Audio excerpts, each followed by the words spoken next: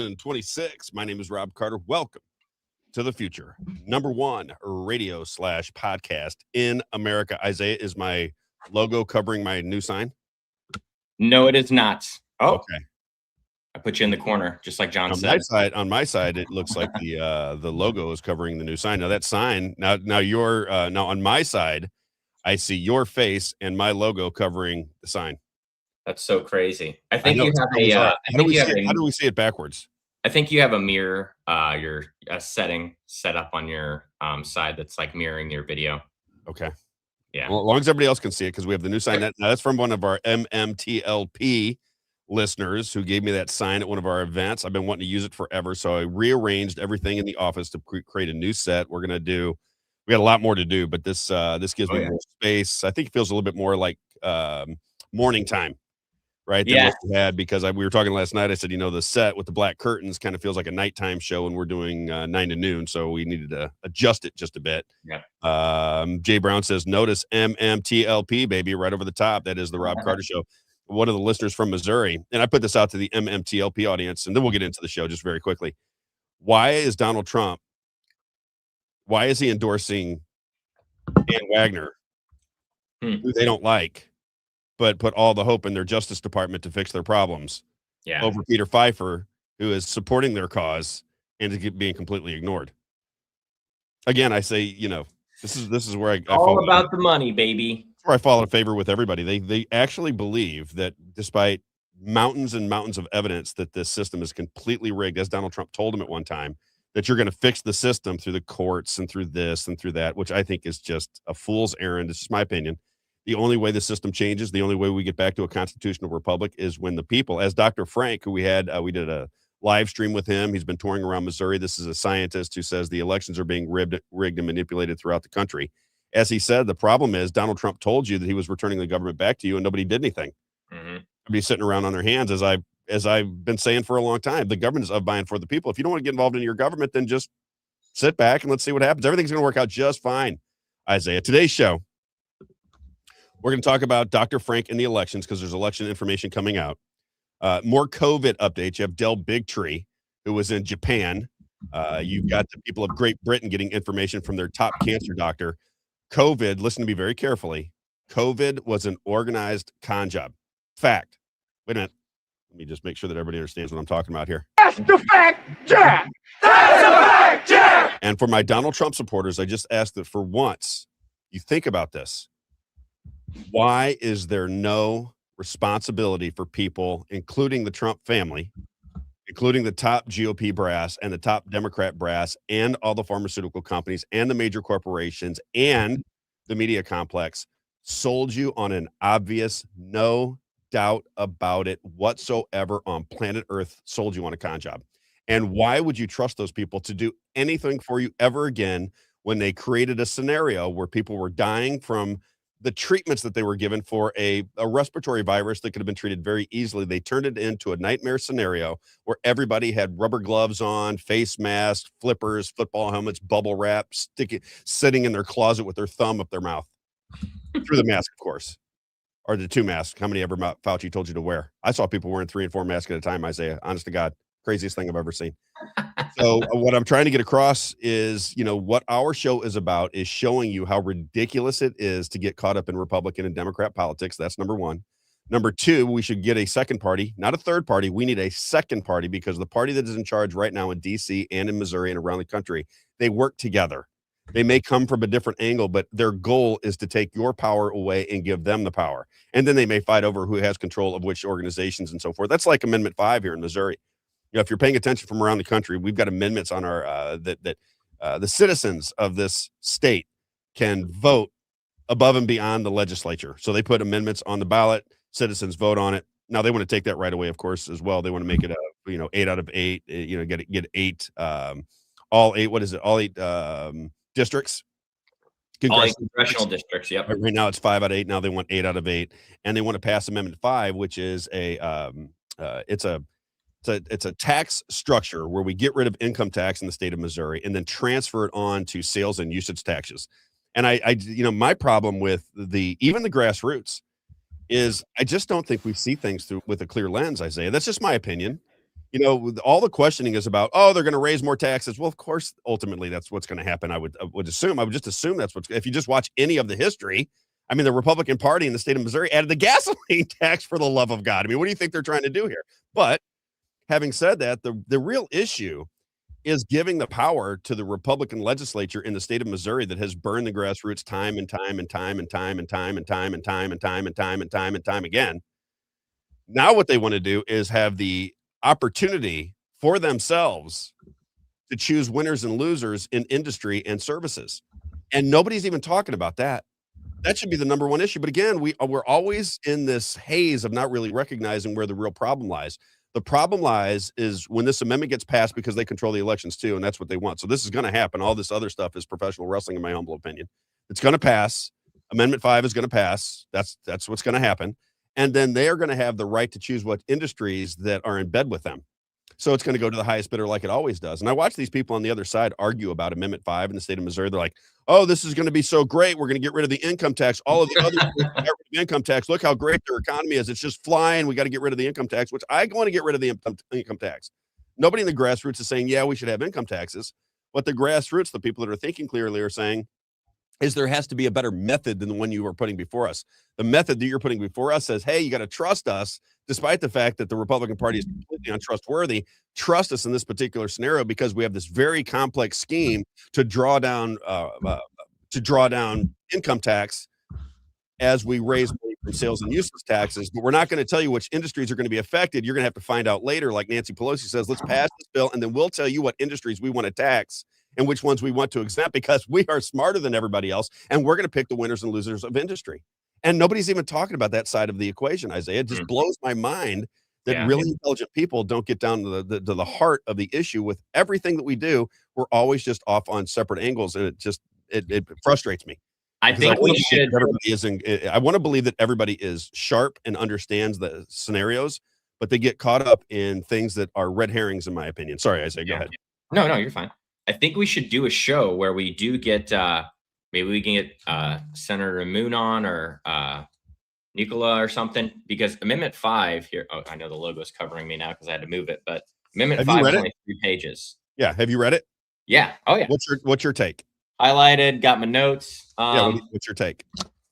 Well, I think that it's a lot of legal garble, right? Right. Which is exactly the way they want it, because you're not going to be able to understand. They're going to have to explain it to you, right? Yes. Mm-hmm. Yeah. You need somebody to explain it to you. You can't just go, wait a minute, we're going to do this, this, and this, A, B, C, and D, so that everybody can understand it. What they want to do is make it so that you can't possibly understand what's going on. Yeah. And so some things I underlined. Let's see here. This is line 9 through 12. Point 2 under section 4D. Notwithstanding any provision of this Constitution to the contrary, the General Assembly shall enact legislation to reduce and eliminate the state individual income tax by requiring reductions to the top rate of the individual income tax based on revenue growth until such tax is eliminated. So that's a great point just to point out to the voters to help them understand that it's not eliminated immediately, right? That they have to grow the revenue to eliminate the tax. Right. And so I feel like, and maybe I'm understanding it wrong, but I feel like what they're telling me is that it's getting eliminated immediately, kind of a haze, you know what I mean? Mm-hmm. And so when I found that, I just wanted to underline that. And then let's see what else I underlined here. I think a lot of people in the state of Missouri who are not paying attention to politics on a daily basis, they believe we're getting rid of the income tax. That's all they hear. Like, get rid of the income tax. Yeah, I don't want to pay the income tax. Yeah. They're not recognizing that there's two parts to the story. And I'm talking about the masses, not the people that are paying attention to politics every day. I think we in politics have to recognize that 90% of the American public is checked out of politics. Mm-hmm. Right. I had lunch with a buddy of mine. He came in from Charlotte. It's a guy that I've been going on a golf trip for 30 something years with. He was in from Charlotte. He was taking his family down to Disney World, and he doesn't want to walk it all day. So he drops him off, and he said, Rob, let's go have lunch, breakfast, whatever. So I go have breakfast. Very bright guy, funnier than hell, very accomplished, and a tremendous golfer. Just a great. I've known him for a long time. Great guy. Not better than you though at golf, right? No, he is better than me at golf. He's the real. I'm just joking. He's really good. And he says, he goes, so what's going on with your show? He goes, I kind of lost track. He had some stuff going on with his family. He goes, I kind of lost track. What's going on with you? And I started to explain it to him. Now, this is not a guy. This is a very sharp guy who's a conservative. He's a Christian. He does not pay attention to politics all that much. He's a grandparent age. He's retired. They got money, the whole thing. Mhm. And when I got done talking to him, and I just gave him about a 15-minute summary of what my show was about and what was going on in the world, and he looked at me like, "What?" Had not. I'm telling you, he Wow. didn't have one iota of an understanding of what I was talking about. I said, well, just take what you think you know and throw it away, and let's rebuild what you perceive moving Yeah. forward based on these issues that we can all agree upon. And Yeah. at the end of it, I was thinking, as I was walking out the door from the place we're having breakfast, I was thinking, he's probably thinking, this guy, oh my God, because it's dark at some level, Yeah. right? Yeah. It's dark. It's like if you have somebody that has threatened you. Did you see? Can I skip around to something else real fast? Of course. Yeah. We got 3 hours today. We're going to talk about JD Yeah. Vance. How well do you know JD? Remind me to read this next point. I was just reading through my highlights. The next point's more important about Amendment 5 that I didn't get to read. Just remind me to that. Go ahead, do it before I get in. Okay, no worries. So this is section 26.2. This is what I underlined is from lines 6 through 9. I love that they give line numbers because it makes it so easy to point out to people where I'm reading.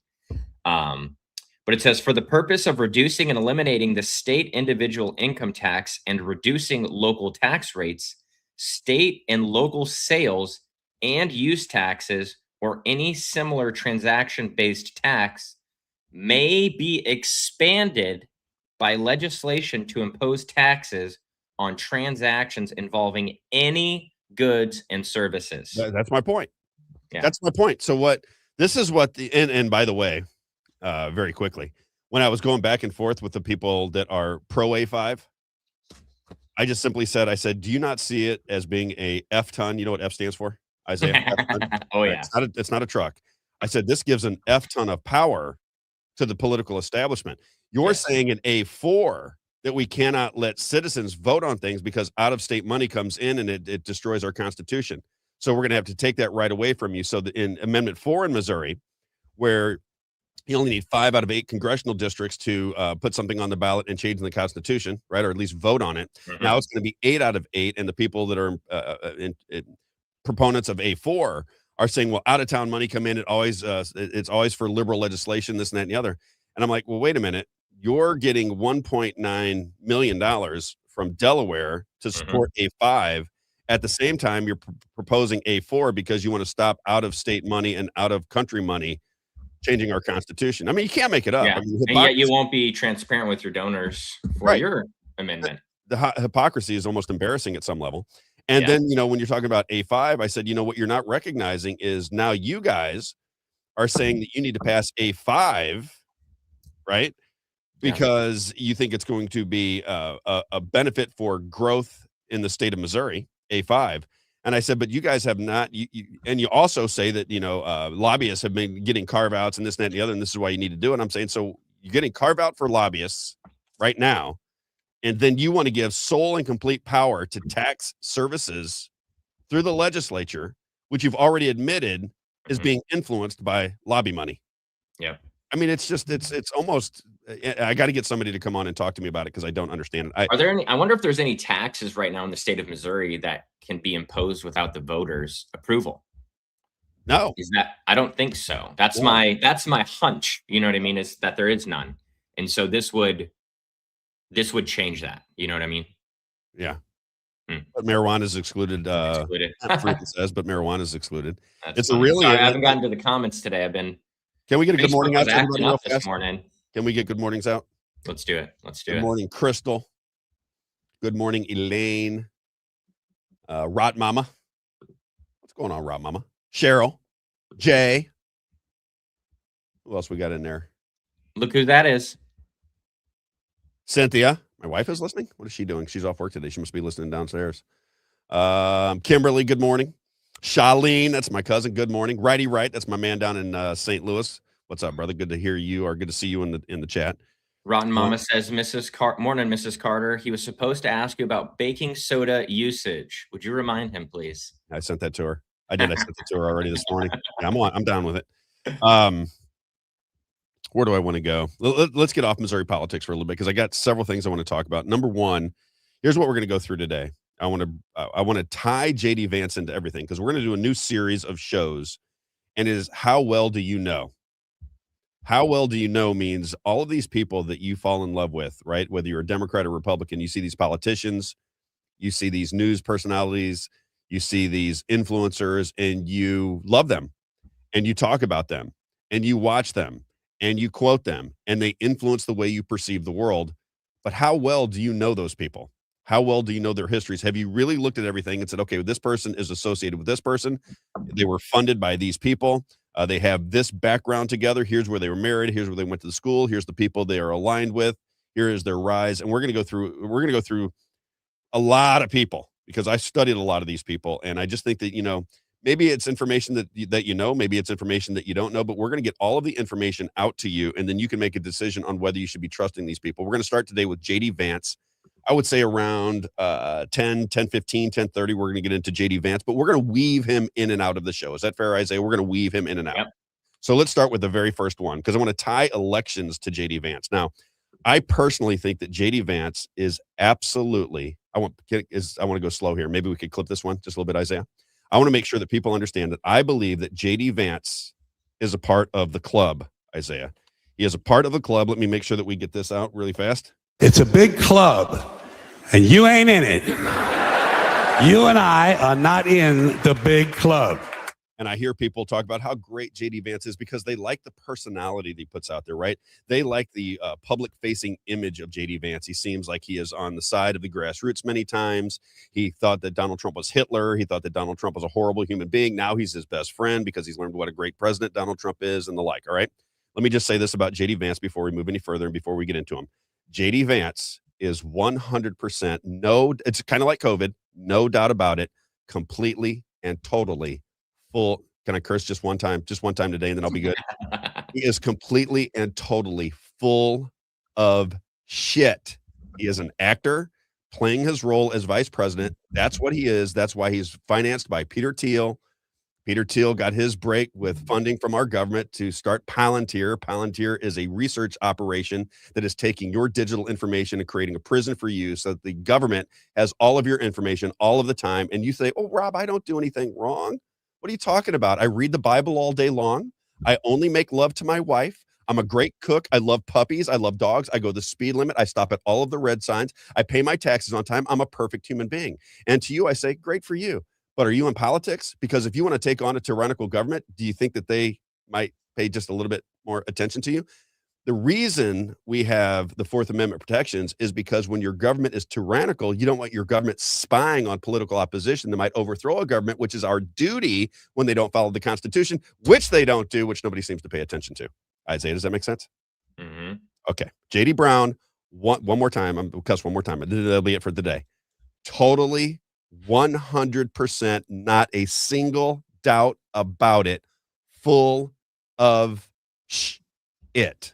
JD Vance. Okay. Just remember that. Remember, Rob Carter told you that because at some point you're going to figure it out just like you did with Dr. Fauci. Remember when I told everybody Dr. Fauci was a clown face from day one? From day one, when that rat faced Dr. Fauci came onto the scene, I said, wait a minute. This guy's a con man. Do you know his history with AIDS? Do you know what Carrie Mullis said about him? Do you understand who Dr. Darth Fauci is? And people said, Rob, look at him. How sweet he is. He's America's grandpa. He just wants to help you out with your 2 masks and your vaccinations / genetic therapies. And he thinks that if you stand on these dots that are 6 feet apart, everything's going to be just fine. We need to close down exactly. We need to close down the churches. By all means, we got to close down the Christian churches. And we must leave Walmart and Target open because how would we ever survive? We must label people as essential workers and non-essential workers. We must close small businesses and leave big businesses open. It's the only way our country is going to survive is through Dr. Darth Fauci. And 70% of the American people, through either coercion or clear negligence of what's actually happened, fell into it, rolled up their sleeve, and took a needle in their arm. And now the truth's coming out. Now you're starting to recognize what's going on with the illnesses being created by that COVID shot. Big studies out of Japan, a big cancer research study come out of Great Britain. The news is breaking fast and furious. And you know what's going to happen, Isaiah? Nothing. Nothing. Nothing's going to happen. Same thing with climate change. When they transferred about $1 trillion into international organizations, which was just stealing money out of your pocket on a con job, you know what happens? Nothing. The only thing that happens is your life becomes more difficult because it's harder to raise your family, and you got to have 2 and 3 people working. So your kids get raised by the school district and television. And all of a sudden, by the time they're 18, 19 years old, they're so far off the reservation, you don't even know who you're talking to anymore, unless you are a terrific parent with a lot of time. Or you might have some good genetics and just have good kids to begin with. But that's the reality of the world we live in. All right, let me get to, can I start with Dr. Frank? And I just tell a background story of Dr. Frank? Oh, let's do it. Yeah. All right. Dr. Frank is a scientist. He has been traveling around the country. He was recently in Korea. We had him on last week. We did a live stream with him and Act 4 Missouri. And like I said, when I went into the situation, I'm not somebody who can look at data and really extrapolate it out to make sure whether it's real or not. So what I'm looking at, my expertise is bullshit. Right, Isaiah? That's the 3rd time. I got to stop doing it. I'm really sorry. I curse in my regular life, and I know that I don't have to worry about it anymore, so I start cursing too much, and I apologize for that. I will stop immediately. But that's my 6th sense, is over time, I will, you can get over on me right away, Isaiah. You love bomb me and tell me how much you love me and how great I am, and you can win me over. But over time, I'm going to get to understand what's going on, and I'm going to figure you out. And that's just the way it is. That's just the way it is. Some things will never change. Another great song, Isaiah. I'll sing that one for you as well. But that's just the way it is. I'm going to figure you out at some point. Okay. I study people. I recognize how they work. I apply common sense to what motives are for people. And eventually I'm going to get to the bottom of it. So when I'm looking at Dr. Frank, what I'm recognizing is what he's selling is accurate. I can't rely upon the data because that's not my expertise. So maybe somebody can come in and refute the data. That'd be wonderful. But what he was trying to get across in his trip through Missouri and Act 4 Missouri, Amy, who's on the show every Thursday, along with Michael Compton, they drove him around to many different spots in Missouri and allowed him to speak on how elections are being manipulated in the state of Missouri. He says that it starts with the voter rolls. He said that's where it all begins. He said that they're creating a cushion. He calls it churn. And he says if you look at your county, like St. Charles County or any of the counties in Missouri, what you'll see is over the course of about 9 years, you're going to have what he calls 100% churn rate. That is people leaving and coming in to that particular county, which he says is just not feasible. It's not that they're manipulating the voter rolls. And he says, why? Why would they manipulate the voter rolls? He said, because that gives them a cushion. Remember when Donald Trump said too big to rig? Yeah. Well, that kind of aligned with his thinking. He said it gives them a cushion from which to steal elections. It allows for mail-in ballots and the like to be entered into the equation. Ballots look real because these people are on the voter rolls, although they don't really exist anymore. They're just names on a piece of paper. And you would have to send people. You have to send an army out with millions of votes to find out whether those people actually voted in the election. And then it's supposed to be a private, right? You're supposed to vote in private. Nobody's supposed to know what you're voting for or against, right? So it becomes even more difficult to prove these things. And he says it starts with the voter rolls. Our side, People's Lobby Missouri has been talking about the machines for a while. He said the machines are just as much of a problem. What the machines do is when you're voting throughout the day, if the machines have a say in it, the machines will recognize how many votes need to be entered into the system to overthrow the prediction of the election, if you will. So imagine AI, you got about 20% of the election in. It's noon on Tuesday. 20% of the election is in. The algorithm is in the machine. The algorithm goes, okay, wait a minute. Let's just say Donald Trump and Joe Biden. Donald Trump is going to win by this much. That means in this county, you're going to need this many votes to overturn him. In this county, you're going to need this many. In the statewide election, you're going to need this many. And the algorithm tells whoever's trying to manipulate the election, as he says, it's not Democrat or Republican, it's just people in power. It tells them how many votes they need to enter into the system through mail-in ballots or what have you. And he goes, and that's how they rig the system, which is apparently, if you look at what happened in Michigan, right? That's exactly what went down. You see all those mail-in ballots come in on the van in the middle of the night, and then you see the graph go straight up because they're entering those ballots very quickly so that they can overtake Donald Trump's lead in Pennsylvania, right? Makes perfect sense to me. Let's start with him. This is Dr. Frank, and then we got to get to some advertisers. But let me start with Dr. Frank. I think it's very important that people understand what is happening here. All of the fighting for your candidates is wonderful. I'm going to endorse candidates that I think are very important. Do I have any confidence whatsoever that they're going to be able to change the direction of the state of Missouri or this country legislatively? No, I don't. But they can serve a purpose if they get into office, even one, right? Where the establishment looks at it and goes, well, if this person comes in, they're not going to have any power. We'll marginalize them in Jefferson City. We'll marginalize them in DC. They're not going to have any power. What you want are more Thomas Masseys. You don't have to like Thomas Massey. You can think that he's a fraud and really just playing along in the game. But what he's telling you is the truth about many of these issues. Same with Marjorie Taylor Greene. They are telling you the truth, whatever their motive is. Same with Tucker Carlson, who we're going to expose at some point as well, right? Yep. Doesn't mean they don't tell the truth on occasion. Con men tell you the truth most of the time. It's the big lie that they're covering. Well, what is the big lie in this country right now? Elections. If a constitutional republic has its elections being manipulated, then you're effed. You're in big trouble. And to be concerned about other things when you haven't taken charge of your elections is, I can only suggest that it has to do something with brainwashing, because nothing would make any more sense to me, right?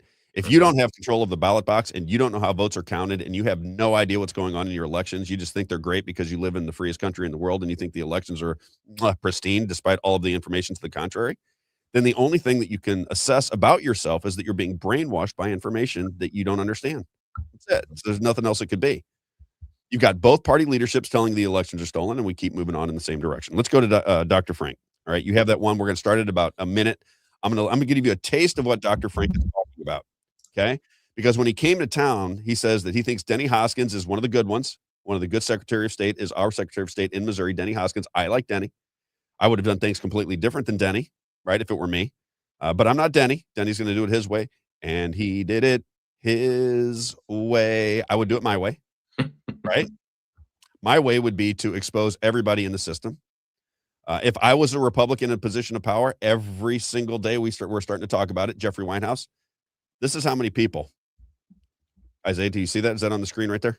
Oh, yeah. That is how many people in the Republican Party have done anything for Jeffrey Winehouse. I want you to think about that. As they're trying to tax you, as they're trying to pass Amendments 3, 4, and 5, right? This is how many Republicans have responded to me and said, Rob, I'm going to give you some help. I'm going to give you some coverage. We're going to talk about Jeffrey Winehouse. I've looked at the case. There's an innocent man in Franklin County that sits in prison for 30 years for something he obviously didn't do because he videotaped the entire thing. That is a miscarriage of justice, and we're going to help you out, Rob. 0 people have done that in the Republican Party, yet they want you to trust them when they tax you. They want you to trust them when they're telling you to wear a mask on your face. They want to trust you when they tell you the elections are stolen and do nothing to fix it. This is the Republican Party that wants your trust. And I just say, I don't understand how any person with a functioning brain could give them any trust. That's just my take on it. Here is Dr. Frank. This was at Moe's Pizza, a landmark in Washington, Missouri. Last night, Sunday night, we're going to start at about, we'll give this about a minute and a half, 2 minutes, just to give you a sense of what Dr. Frank. Now, this guy opened up for Donald Trump. Right? He opened up with Donald Trump. He's aligned with Linda Rance for Cause of America to a degree. He's aligned with, I shouldn't say he's aligned with, they're friendly. He has been aligned and remains aligned with Mike Lindell. Okay. So here he is, Dr. Frank at Moe's Pizza in Washington, Missouri, talking about elections. Tell me what you think. All you gotta do is sign. We've already got the attorneys. We're gonna be prosecuting the case. We just want you to sign on because you have legal standing as Attorney General of Missouri. Nope, wouldn't sign it. So that was pretty disappointing to me. I just want you to realize a lot of people think that the right way to fix this problem is to gather evidence and go to the Secretary of State. Gather evidence, go to your AG. Gather evidence and go to Denny Hoskins. And you think that that will fix the problem. That will not fix the problem. They already know, and they're not addressing it. Why are they not addressing it? Keeps them in control. It keeps them in control right now. But they've been told not to. Yes, correct. And I can tell you so many stories like this. They've been told not to address it. It's like the third rail of politics. Any legislator or any politician that stands up for election integrity is eliminated. By the way, they're eliminated not by the Democrat Party. They're eliminated by the Republican parties in each state. I can tell you stories in Kansas, Texas, Oklahoma. The Republican parties in those states are eliminating anybody who talks about election fraud in their legislatures. That's another huge breakthrough in my thinking. I was thinking Republicans are the good guys, Democrats are the bad guys. Wrong. Your party's been infiltrated. It's not what you think it is. You know, okay, I'll give you an example. In Kentucky, they have 105% of their people registered. Okay? And they're a Republican state. Oregon has 105% of its people registered, and it's a blue state. It doesn't matter whether you're Republican or Democrat. Whoever's in control is keeping control. That's the situation we're in. So I don't want you guys to be mad at Mr. Hoskins. He and I were on the phone about a year ago. I was in the car. I think it was Amy and Mike driving me back to the airport. I was in the car, and he called me, and he says, "What happened to all the people?" I'm like, "What do you mean?" He says, "They all got up and elected me, and now they all disappeared." It's kind of like with Trump right now. We call it the Trump slump. Everybody elected Trump, and so now everybody's expecting him to fix it. Wrong. You're the government. You got to start acting like it. We just shouldn't be looking to them to fix it. We fix it. They just represent us for other things. Now, along the way, you notice amen, Isaiah. That's all good. kinds of proofs, and I could give you a long talk on. They don't fix it. We have to fix it. It's what our show's been talking about since the inception. Do you want to hear some breaking news that just came out from the Supreme Court, actually, in regards to elections? Yes. Justice Barrett and Justice Roberts sided with liberal justices enrolled in Watson versus the RNC that states they can collect absentee ballots postmarked by Election Day, but received up to 5 days after the election. It's completely unconstitutional, but it's what I've been saying from the very beginning. People believe the courts are going to solve this problem when the courts are complicit. Let's just give you a quick rundown of how our system works, okay? You become president of the United States because you're in the club and you have more money than your opponents and you control the media. So they put they put the candidates they want on both sides. So they have their guy on the left, they have their guy on the right. You don't really have a choice.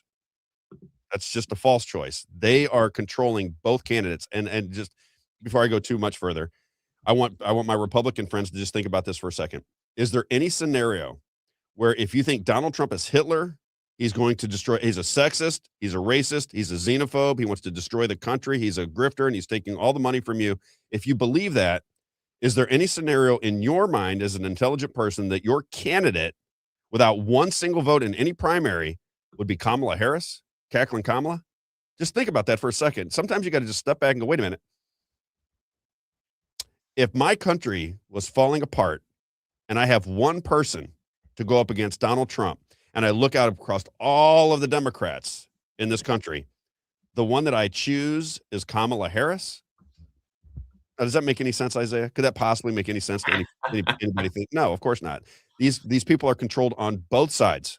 Okay, both sides are controlled, and they just choose one, and they can take it from the angle of the left, or it's going to be socialism, and they're going to steal your money through the state, or they can do it through the right, fascism, where they steal it through regulation and I would call it deceit. Either way it goes, if you look at the way this government works over the course of the last probably 50 years, and Robert F. Kennedy Jr. talked about it when he was running for president. Once you cede power to the establishment, without war, you're not going to get it back. And how much power have we ceded to the federal government? It's incredible. It's a lot. It's amazing. Especially with, considering, like we were talking about the other day, 50% of the federal revenue comes from income taxes. Explain that real fast, Isaiah, because we talked about this and I think people should understand it. Go ahead. Yeah, so we were just looking at the sources of federal revenue, and 50% comes from income taxes, and we didn't have income taxes until 1940. And so how did we survive, Isaiah? How did the government work before then, right? Mm-hmm. And guess how much comes from corporate income taxes, Rob? You told me, but I'm gonna let you say it. It's a single-digit percentage. It's about 8 to 9% comes from corporate income taxes. So can I lay this out for people very quickly? Because I believe that corporations should pay all taxes. Is that a liberal ideology, Isaiah? If the corporations in this are the government, if those two are the same thing, which they are, I don't think it's a liberal ideology. I think it's people can paint it as a liberal ideology because they talk about the free market and it helps the free market, but they can afford to pay the taxes. Right. The corporations are not the free market. The corporations are they're look what they're getting in Missouri right now with Meta getting their AI data centers and Google coming in and getting their AI. It's all aligned with the government. The Chiefs and the Royals were going to get a tax break, which is unconstitutional. Everybody that voted for it knew that it was unconstitutional. Everybody knew that it was unconstitutional, yet they voted for it anyway. It's a ruse. It's a con job. That's how it works. Yeah. There's a So great half of answer the from income, Kevin yeah, here. half of the income that supports our government that comes out of your pocket into to DC that funds the federal government, half of it comes from individual income taxpayers. You have businesses that are worth like BlackRock that are worth, that are over Trillions. $10 trillion worth of business. And you got SpaceX and you got Google and you got Walmart. You got all these businesses that are worth $10 bazillion, way more money than you and I could ever even dream to. We can't even contemplate how much money they're worth. And they pay 8% of the taxes. And we cheer for this. We go, yes, we need more corporate. We need more corporations in the U.S., baby. Bring on the corporations. They're so fantastic that what corporations do is when you make enough money, they fire you and they bring in the next round. That's what big corporations do, generally speaking, right? You work through them and you go, oh my God, I'm working for this big corporation. I got the little office here. I'm working my way up. I'm starting to make some money. And then all of a sudden your earnings aren't as good. And then they fire 20, 30% of the workers. And now you're 45 or 50 years old going, now what the hell do I do, honey? We finally got our kids out of the house. And now that's what the corporations do. We should look at corporate strength and look at corporate power and say, is that the society we want to live in? Would it be better if there was no, now I know people are addicted to Walmart. I get it. I go there myself, not very much, but I go there. Would it not be better if all of those goods that are in Walmart had little stores that were your neighbor had? I was telling a story the other day, Isaiah. I've told it before on the show. When I was growing up in Kansas City, one of my closest friends, his mother, right? The father was out of the picture. She was raising two boys.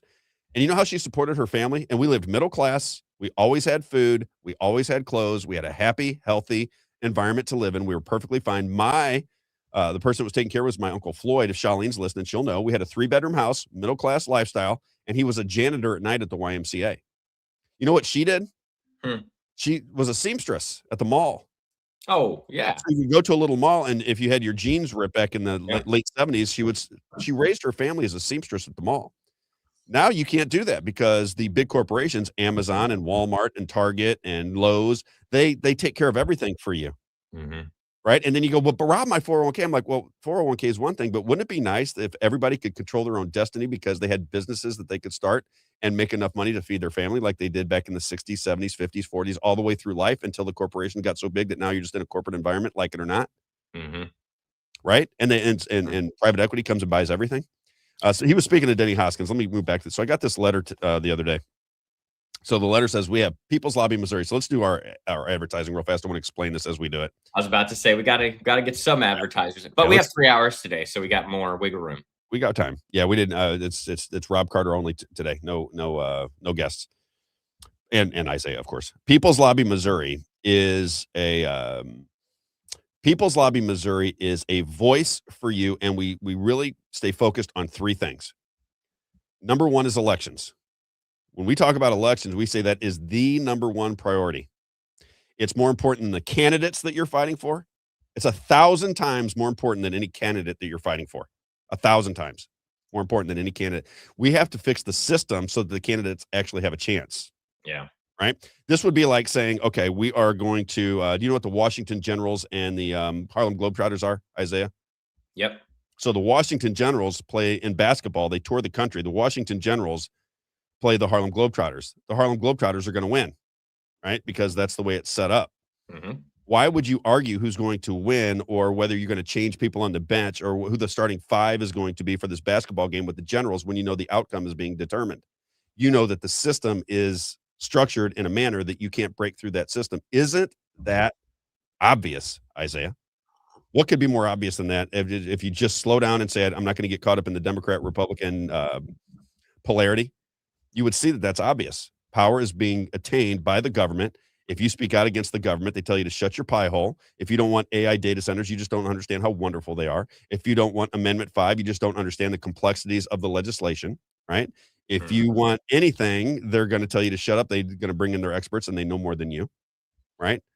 That's just the way the system is working. It is not the way you think it is. It's just not. So I get this today from the Missouri, from the Secretary of State, Denny Hoskins. Now, this is not a shot at Denny Hoskins. This is a shot at our system just to give you an understanding of what the world could be like if we ever decided that a group of maybe 1,000 people were going to work together on a daily basis. Think of what 1,000 people could do working together because the Republican Party has millions. Just think if you had 1,000 people that work together on a daily basis through People's Lobby Missouri, Act for Missouri, and the like. So I get this letter, and it says, Rob, you don't have a treasurer. Because our treasurer left. He's running for state auditor. Jerry Wistran is running for state auditor. He was the treasurer of People's Lobby Missouri. And it says, if I don't fill out the paperwork and explain to the state of Missouri where every dime went, right? We've got $7,000 in the bank, Isaiah. This is not like millions of dollars, right? Secretary of State they'll basically take our 501c4 status away from us and dissolve People's Lobby Missouri if we don't get these answers questioned by August the 3rd. Okay, this is what People's Lobby Missouri is going through right now. Okay, we'll take care of it. But here's what I would like to ask the state of Missouri. How can you bring in $1.9 trillion? And as the guy from Missouri Promise said, that Uriah Stark, when we interviewed him, this is an initiative of Governor Kehoe. So I have to give you an inspection of the interior of my butthole, right? You get to know everything about me and every dime that I've spent on this, which is a 501c4, an educational check on government. So to have a check on government, the government must know how I spend every nickel, right? And because this is the law, despite the fact that it has nothing to do with freedom, zero to do with freedom, right? If somebody wants to sue me for fraud, right, then they should sue me for fraud. But the government doesn't need to protect the people that are listening to the Rob Carter Show from fraud. They have no responsibility to do that. They've just taken that responsibility, and they take that responsibility to protect people that donate to People's Lobby Missouri so they can watch People's Lobby Missouri, which is a check on the government itself. And I want you to think how insane our country has become.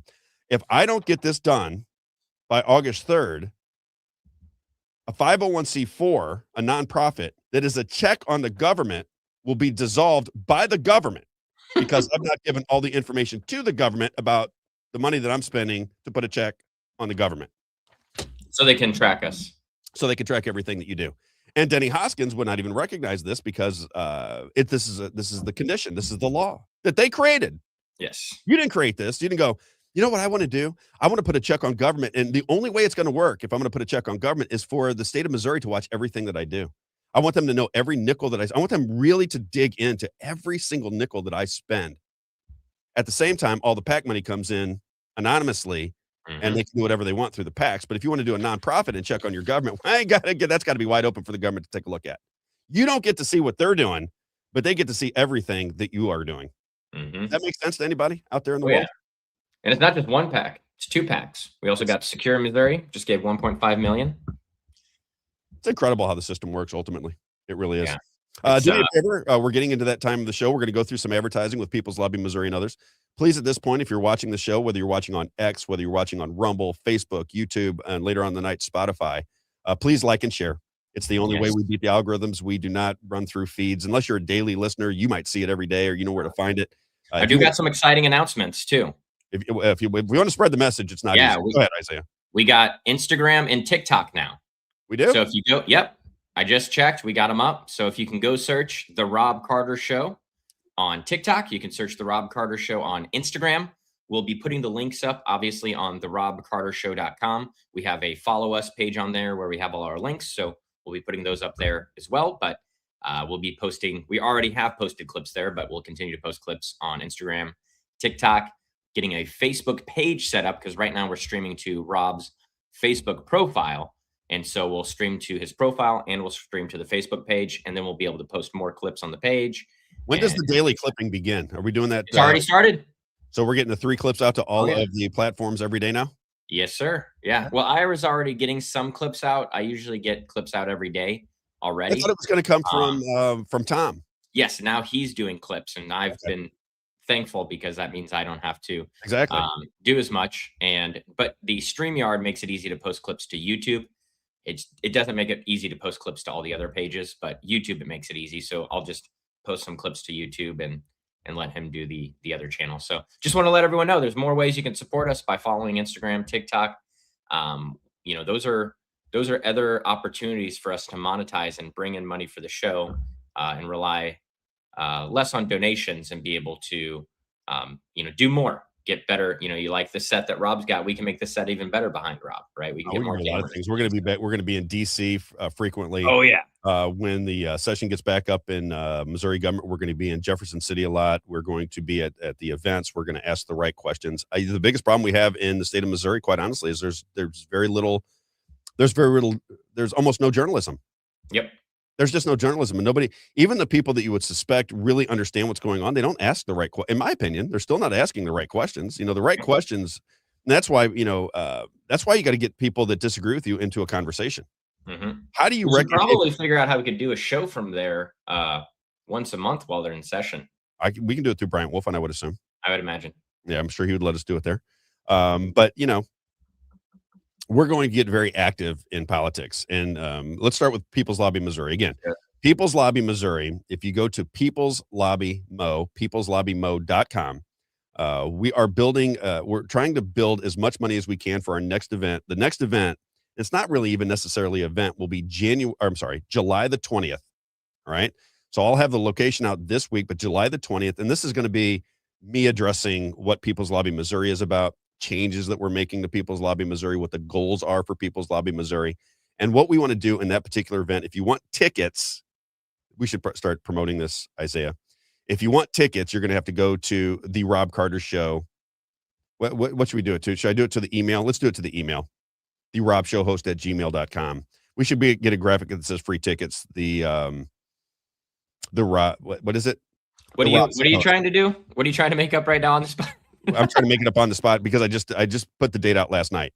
What date? What we need is, if people want free tickets, I'm going to address what People's Lobby Missouri is about. We'll get something up on the website. Don't have people email you. We'll get something up on the website. Well, I want to get free tickets. There's got to be a way for them to get free tickets. There's an easy way we can get up on the website for them to get free tickets. Don't worry. And that'll be for listeners. I would like for the people from Act for Missouri to get their people involved. I am going to work heavily with Act for Missouri. We've been talking the last few days. I'm on the same page with what they want to get accomplished and the manner in which they want to get it accomplished. So we'll be working with them. So July the 20th, we're going to live stream it, Isaiah. So the plan would be that I will address what I see going on in the state of Missouri. We'll probably endorse a few candidates that we think are on the right page, but they're going to have to go through a vetting process with us. We're going to have to look into their eyes and say, listen, do you believe this? Do you believe that? Are you going to do this when you get in there? Because I will not be available on July 20th. It's a night I have a board meeting. Okay. We could still, like, Jake or somebody, or even Act for Missouri can live stream it. Just want to let you know ahead of time. Yeah. And that's going to be me addressing, like I said, People's Lobby Missouri, a restructure that we're going to do here before too long, and the reasoning for that, what the show is trying to get accomplished, and then bring everybody in together so that we can start working on behalf of one another. Right. I feel like there's the ants are going all over the place, and they're not saying, wait a minute, let's organize and let's get in a straight line. So we're going to try and get the ants organized once and for all on July 20th. We'll do that in St. Charles County. We'll pick the location. We'll get it out to you very quickly. I really would appreciate that if you're not a member of People's Lobby Missouri. I would love donations. We need donations more than anything, because in order to get a message out, you have to have money. It's really that simple. It is the reason we start every show. It's the first advertiser we use is People's Lobby Mo. I'm deep into it, by the way. I've spent a lot of money on People's Lobby Missouri. We only have $7,300 left in the bank, and that's probably my money, quite honestly. Right? Yes, I'm serious. I mean, I've spent a lot of money on People's Lobby Missouri, Exactly. and as I tell everybody, the reason I'm doing it is because I think we can make change. I think it's possible to do. So People's Lobby Mo, if you join up, if you can't donate, just sign up so that we can communicate with you. If you want free tickets, we'll get that information out as early as tomorrow on the website, and then you'll come. We'll live stream it. We'll talk it out. I will address everybody. We can have conversations afterwards, but the idea is to give people a clear understanding of how we're going to get from A to Z, and with what people. Is that fair, Isaiah? Yep. Yeah, Okay. we'll get a events page up on People's Lobby too. There's an events page on there, so we can link the event probably on there to the Robb Carter Show website as well. And so that way we have it on the People's Lobby page, and it's easy for anyone to access. Amen. All right. Carrington Financial, he just texted me, Rick Babbitt's, your caring He's on advisor. tomorrow. He's on tomorrow at 11. If you have any questions about finance, if you just be on the show or be in the chats tomorrow at 11 and really look at your financial situation. We're in a really strange world. I was talking to Isaiah yesterday. I said, I ran through my money through my divorce. My wife has a 401k, and I think her 401k is closing in on, it's a chunk of money in the big scheme of things, but I have no idea whether it's going to be there when she retires. I don't trust the markets even a little bit. So, you just have to look at this and say, where is my financial situation? Am I at an age where I need to really take care of my financial future? And if you are somebody who is concerned about your financial future, if you're nearing retirement, if you're in retirement, if you're just concerned about where is my money? Is it in assets? Is it in market? Is it in gold? Is it in silver? What am I doing? And you want somebody to give you a clear path for yourself, get a second, get a third, get a fourth opinion, doesn't matter, but get Rick Bavitz's opinion, your caring advisor. He'll be on at 11 o'clock tomorrow, Central Daylight Time. Biblical principles with your money, not a cookie cutter investment advisor. This is somebody who knows everything that you need to know to be accurate in predicting the future of finances, currency, money, crypto, you name it. Rick Bavitz, there he is. That handsome mug of his. 314-671-0525, yourcaringadvisor.com. And then, of course, gracehalling.com, gracehalling.com, gracehalling.com. Outstanding customer service, competitive pricing. The reason you see so many trucks and dumpsters all over St. Charles County is because people love doing business with Gary Schneider. There he is. Gary Schneider, great guy. They pride themselves on customer service and competitive pricing. If you are a commercial customer, always remember they've been around since 1998. It's a reliable business, 246 and 8-yard dumpsters. And if you're a residential customer, always remember trash, recyclables, yard waste, bulk pickups, gracehalling.com, gracehalling.com, gracehalling.com. And then one of my big ones, this is somebody I really want you to pay attention to. If you have a family member or a friend that's starting to slip upstairs just a little bit and it feels like it's dementia or Alzheimer's, or maybe they've already been diagnosed, you've got to get a hold of Helen Gelhot. The reason Helen Gelhot is so special, and I don't bring it up every day, is she got out of the hospital administrations. This is somebody who actually cares about you. You're not just a number. You're not just somebody with insurance card. That's not what Helen looks at. Helen says, how do we make your life better? How do we work that? Feel, think, look better. She assists with the divine healer. If you have Alzheimer's, dementia, or know somebody that does, you got to get in there because she has symptom reversal. So if you're sliding the wrong direction, we can stop it and move it in the other direction so that you have your clarity of mind as you get older. Which, I mean, anybody that's had this in their family know what a difficult situation it can be. She has the earliest cancer detection blood test available. They have pre-screenings for heart attacks and strokes. Everything that kills you, she specializes in, and she does it because she cares about you. You are not a number to Helen Gelhot. AdvancedWellnessMed.com, AdvancedWellnessMed.com, 314-576-0094, AdvancedWellnessMed.com. All right. That's my first three. Is that four? You did four. Look at you go. You went four. I got a couple other things I want to get to before we get to my take on JD Vance. Okay. Let's talk COVID for just a second. All right. I'm trying to make people see it through my lens. If you get caught up in the Democrats and Republicans, if that's something that dominates your thought process, boy, we just can't let the Democrat socialists in there. We got to stop them. I would say look around at the control your government has now. The reason you want to push back against communism is because it's centralized power through your government, and the government runs everything for you. So if you have a benevolent government, then everything would be fine. Fascism is the same way. If you have a benevolent government, everything is fine. Do you have a benevolent government if they organized COVID and sold you on it and took your money away from you and kept your kids locked up with masks on their face and you didn't get to see your grandparents before they died and it created cancer and strokes and all kinds of different ailments after the fact? Would that be a government that you trust? For me, that's the government that I don't trust. I don't trust that government. Therefore, we have to question them rigorously in order to put enough pressure on them that they can't constantly be, I don't know, destroying your life. Tyrannical, if you will. Let's start with, which one do I want to go with? Which is the first one? Let's do Del Bigtree number 12. Okay, now he's in Japan. Listen to what he's talking about in Japan, because Japan, one other thing I want to say, Isaiah, as you're looking at this, as you see what they say about COVID in Japan, because Del Bigtree's in Japan, you're going to, at some point, everybody in the country, at some point, now it could be 10 years from now, everybody at some point is going to recognize that COVID was a planned event. They didn't have bat soup and they didn't have the lab leak and all this other stuff. What they had was an organized con job to consolidate power and steal your money. No different than climate change. This was just another version of ripping you off. Okay. This is how they do it. It's no different than leaving the borders open. Why are the borders open? Why would the Republicans say, you know what? We're going to get every illegal alien out of this country except for hospitality and agriculture. Why would they do that, Isaiah? Right? Because they don't want to pay American workers to work in the fields. If you pay an American worker $35 an hour to go pick grapes, you'll find some people to pick grapes. Oh, yeah. But if you want to pay them $9 an hour, well, then you're going to need somebody from out of town because it's hot, it's nasty. So they're going to bring people from overseas that were $9 an hour and they all live in the same house. It's a lot of money to them. And the big corporations like that low cost of labor. So they allow it to happen. And they'll say, well, the economy would just fall apart because we don't have any American workers, because it's not that they don't have American workers. They don't want to pay the American workers. Isn't that obvious? Again, Isaiah, isn't that obvious to everybody?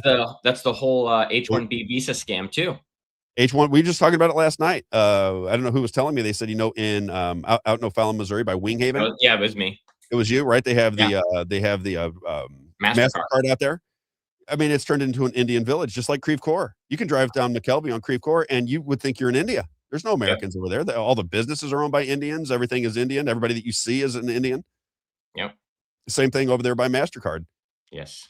It's cheaper labor, which means it drives down the cost of your labor, which they tax into infinity. Okay. So this is just the way the system is working. So let's go to Del Bigtree, Japan, COVID. Here's what he has to say. Clip number 12. Big day planned here in Tokyo. I'm actually staying in Akasaka. I'm going to go and interview some more scientists and doctors that were all involved in really the same thing. They see the COVID as a scam. Nobody was dying in Japan. Apparently, they were able to scare the entire country because their most famous comedian died. One guy died, and the government was able to spin that into terror and fear and we need a vaccine and all the rest of it. But they didn't even have bodies piling up. They had one dude. Anyway, I'm going to do some interviews. I'm going to do a talk about vaccines, and then we're also going to screen an inconvenient study, and I'm going to do a panel afterwards. Anyway, we'll see how this goes today. See you soon. Okay, so what you should learn from that, if you like I said, I just want people to see it through my lens. You can if you see it through my lens for a little bit, you can determine whether I'm right or wrong. But look through this lens for just a little bit. When you see something like that, the first question you should ask yourself is, wait a minute. They've been talking about globalism, the World Economic Forum. They've been talking about these global schemes for a long time. If Japan did to their people what America did to their people on what we all now know was a con job, or we should all know it by now, then wouldn't it lead you to believe that Japan and Canada and Mexico and Europe and Russia and Ukraine and China and the Middle East were all working together? This is what people, and this is why the con works so brilliantly, is when you see it in overseas, you think that you have sovereign nations. You think that America is a sovereign nation, and to a degree it is, but it's not really. Okay, it's run by big multinational corporations, and they make the laws, and you have to be sold these laws by these politicians that are really just puppets to the big corporate money, right? But that's the way it is all over the world. That's the way it is all over the world. You have and that's what Dr. Frank was trying to explain. This isn't unique to the United States. He talked about his time in Korea. This is globalism. This is a global movement to convince you to give up your constitutional rights, because our constitutional rights in this country are stronger than anybody's on the planet, because we have a sense that we want freedom. We just don't know what that looks like anymore. We have no idea what freedom even is anymore. I mean, we don't, it's like I said, is it free that I have to, tell the state of Missouri how I'm spending $7,291, Isaiah, to put a check on them? My organization is a check on the Missouri government, yet I've got to tell the Missouri government every nickel that I spend, while the Missouri government doesn't have cameras in the Senate to live stream to know what they're talking about, and makes all of their money through PACs that are anonymous. It's just incredible to me. It's just incredible. And they don't see it. They don't see the issue in it. If you talk to these people, they do not see the issue. Well, it's legal, Rob. It's legal. What's wrong with it? They pass the laws. That is the law. They have to follow the law that they pass to keep themselves in power and limit your ability to have a free life and have any liberty in this country. That's the game. Mm-hmm. It's disgusting. Clip number 3. I'm still happy, Isaiah. It's a wonderful life. I'm still happy. I'm just saying we have to stop it at some point. We'd like to get more and more people in the game. Let's go to clip number 3. This guy's name is Angus Dalglish. Angus Dalglish. Now, he is one of the foremost cancer experts in the world. This is an interview he did on GBTV. Clip number 3. Check this out. People who'd been stable with cancer, melanoma, for years started relapsing at the beginning of 22, and I asked for any reason why this might have occurred, and I noted they'd all been given boosters by their GPs, which if they'd asked me, I wouldn't have done that. And so we had to look around. What's the reason? Why would a booster allow a cancer to come back?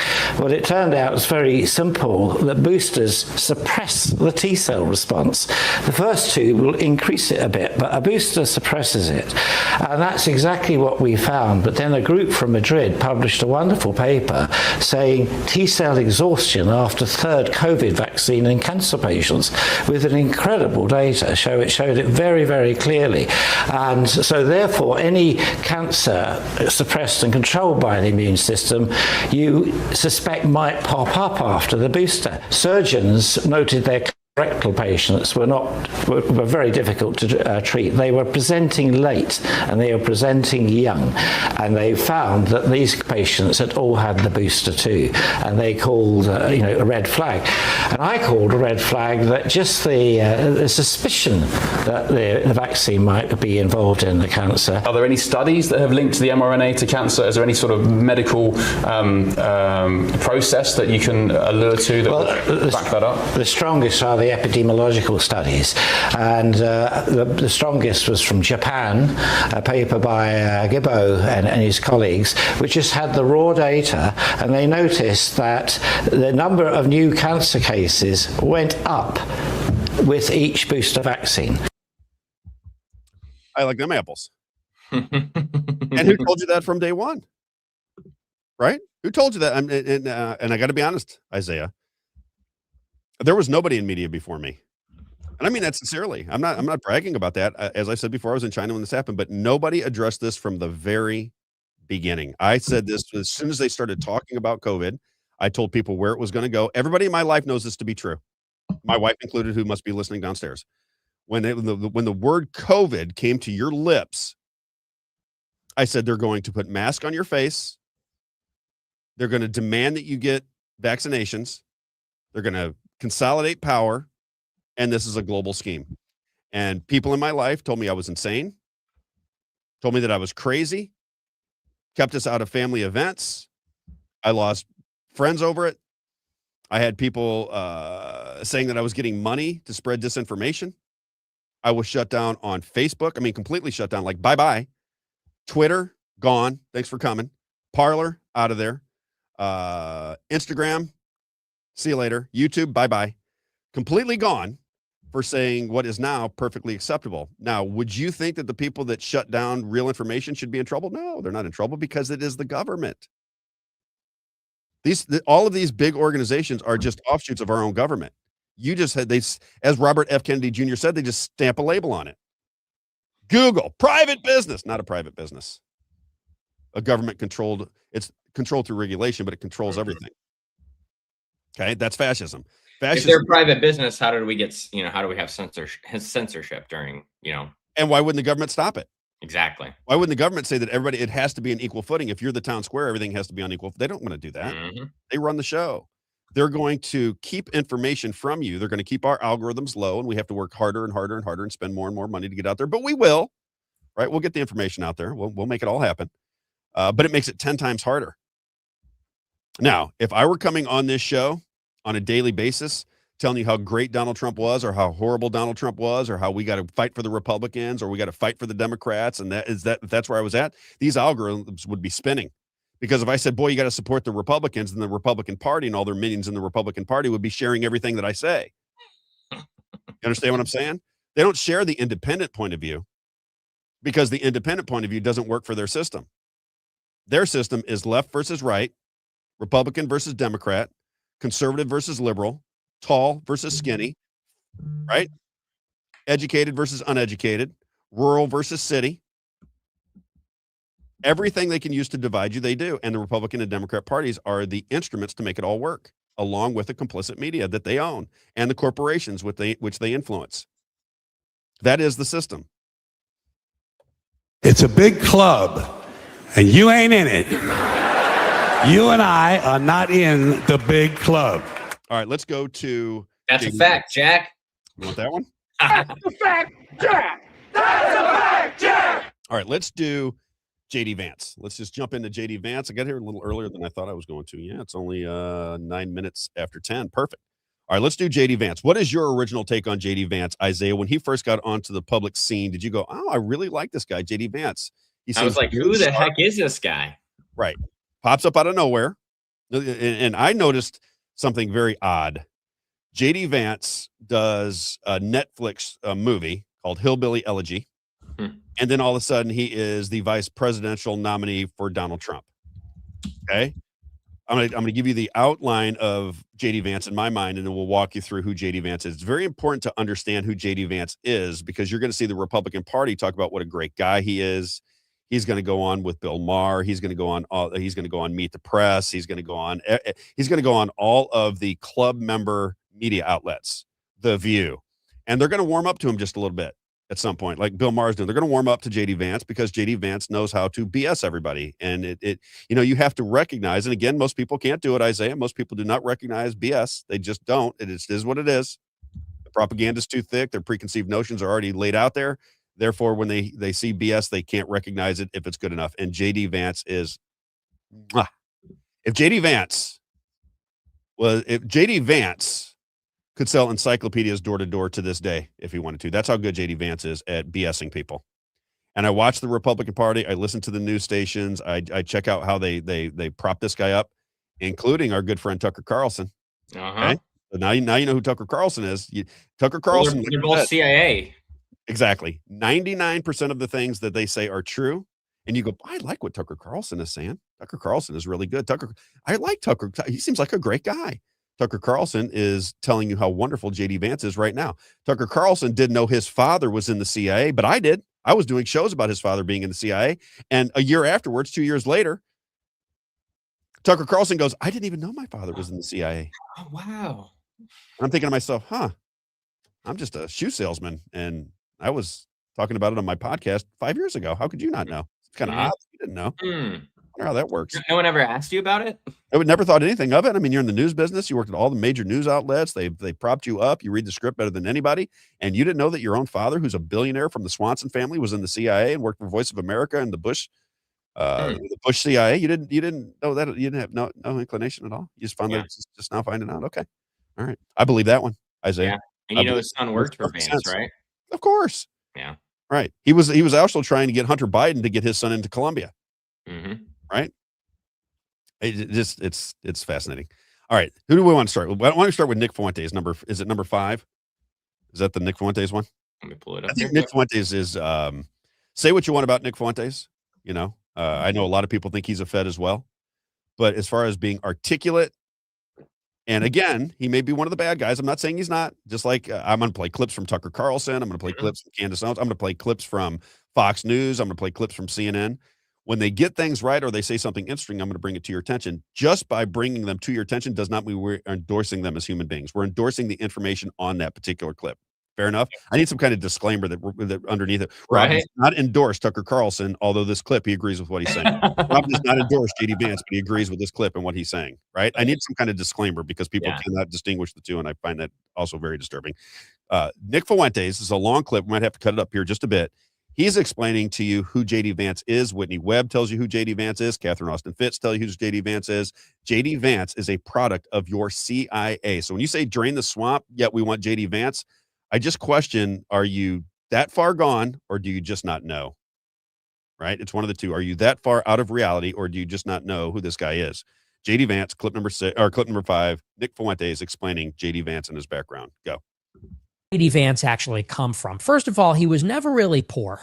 He actually came from a relatively upper middle class background. He did come from a broken home, but they were relatively well-to-do.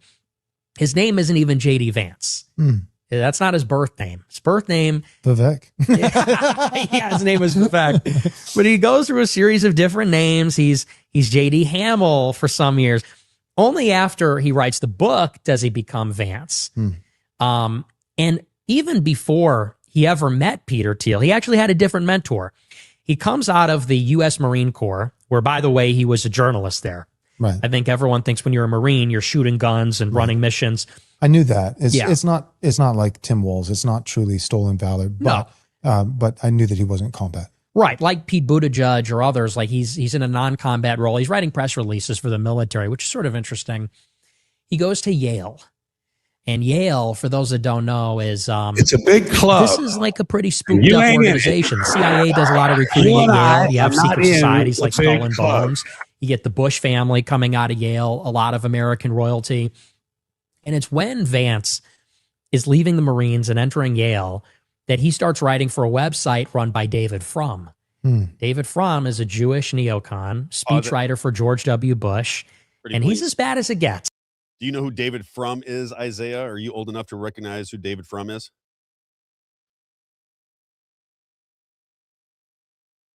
Are you thinking, or are you, oh, your volume's down. Oh, there we go. Sorry. I feel like he's in the administration. David Frum was all over conservative media for 20 years. Yeah. David Frum is this little trollish type person, right? Who is right along with the Bill Kristols of the world, which I think he mentions here in just a bit. But he was always on conservative talk, and people went, "Oh, David Frum, David Frum." David Frum, just like the rest of them, is full of it, and that's who J.D. Vance was aligned with, right? That is his original mentor, is David Frum. Now, people my age who pay attention to politics know exactly who he is. But it is odd that this was his original mentor, was Frum. Go ahead. F-R-U-M. Like, he's on the same level as a Bill Kristol. He's on the same level as any other rhino, pro-war, establishment Republican, literally a Bush alum. And Vance is writing for Frum's website. And at this time, he's mid-20s. He has no political career. He's applying for school. And he's writing articles in defense of the war in Iraq. He's writing articles in favor of environmentalism and these kinds of things. And Frum is his mentor. Later on, Frum writes this big piece, which you can find in The Atlantic, after Vance became a Trump supporter, and it's a retrospective. And Frum talks about his time mentoring Vance. And he believed, even when Vance was a nobody, we're talking like the early 2010s, when Vance isn't even at Yale yet, Frum is writing about Vance like he's going to be the future president, which is really weird because this is just some random guy who was writing press releases in the military, some random from Ohio, writing blog posts that are getting no traction. This is before he wrote the book. And Frum is saying about Vance at the time, this guy is going to be the future Republican president. And in particular, he will deliver the rabble-rouser Tea Partiers back into the hands of the moderate Republican establishment. Wow. He says that because there's this crisis where you have the Tea Party and Sarah Palin, and the Republican base is like xenophobic, Islamophobic. Like they are what they are. They are, the establishment of the GOP is like William F. Buckley. They're very elitist. They're very wealthy. They represent the corporate interest. The base is populist. They're extremely conservative. Culturally, in terms of their religion, economically, they're populist. And so Frum, as a Bush alumnus, is saying Vance is going to be the guy. He's not only going to be the president one day as a Republican, but he's going to lead as a millennial the kind of rabble-rouser, burn-it-all-down Republicans back into like a moderate conservatism that is environmentally conscious, that is like in favor of America being the policeman of the world, this kind of stuff. Why? David Frum. How did he see that? Well, he says, and this is the thing that sticks out in my mind. He says Vance's biographical credibility is what will deliver them. What's biographical credibility? It's his story. Because so almost like selected. So it's like what I said is like, well, this is concerning Peter Thiel, the tech bros. This is concerning your son is Vivek, your wife is Hindu. But there's one hopeful thing. But what you're saying is the one hopeful thing is not an accident. He was selected because of it. Yes. Because that story, and think of it, what was the story of Obama, Trump? The story is of the white working class. I got to tell you, say what you want. That is absolutely dead solid on the money. The way he described the base of the Republican Party versus the people that run the Republican Party, that is my understanding of it. The wealthy people within the Republican Party that make all the money, well, they love it the way it is. Oh, yeah. The base of the Republican Party that sees themselves as conservatives but have two people working to make $100,000 a year and they can't make ends meet, Well, they're like, well, yeah, but we agree with them culturally. We're populist, but we are you going to vote for the Democrats? We can't do that. We can only get the Republicans. And they're not seeing that it's just a game between the two. It's the Washington Generals and the Harlem Globetrotters. It's just a fake fight, as Thomas Massey has said over and over and over again. If you don't believe that to be true, let's go to J.D. Vance on Bill Maher, right? Because they talked about elections. I want you to listen to the answer that J.D. Vance gives, because Bill Maher says, look, you're going to run for president, and it's up to you to stop saying elections are stolen. Okay? Now, we just played Dr. Frank. Donald Trump and his attorneys said the elections were stolen through the machines. Mike Lindell is really tight with Donald Trump. He says they were stolen through the machines. All right, so everybody surrounding Donald Trump, except for J.D. Vance, seems to recognize it's machines, it's mass mail-in balloting, it's not having a state holiday, it's having there's all kinds of different ways and methods to steal elections. But listen to the one that J.D. Vance focuses on. If you tell me that he's not aligned with Peter Thiel, because we can play Peter Thiel, right? You got to follow this, right? Isaiah, this is a story that we're trying to weave here. I want people to understand where we're going. All right. Here is J.D. Vance on Bill Maher addressing stolen elections. It's clip number 21, Isaiah. It's the second email. It was on Bill Maher, and Bill Maher asked him about the 2020 election, basically saying, if you run in 28 and you lose, are you going to claim election fraud? You guys have to stop doing that. I haven't watched this clip yet, so we're going to watch it together. I want to hear what J.D. Vance's response is. Can't run again, and he'd be a little too exciting for me anyway. So it's either going to be you or Rubio. Here's my deal breaker for your side. Okay. Under Trump, you guys have two outcomes that an election can be. Either we win or they cheated. That shit has to stop. And the person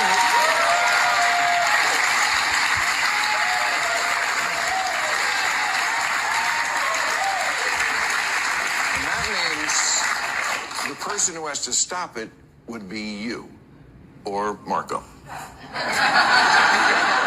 Can you tell me you will do that? Will you bring us back to the middle, at least on that, where we concede elections, where it's not either one of those two options? Okay, Bill, so this is where I'm probably going to lose you here, but here's... That happened about 8 minutes ago.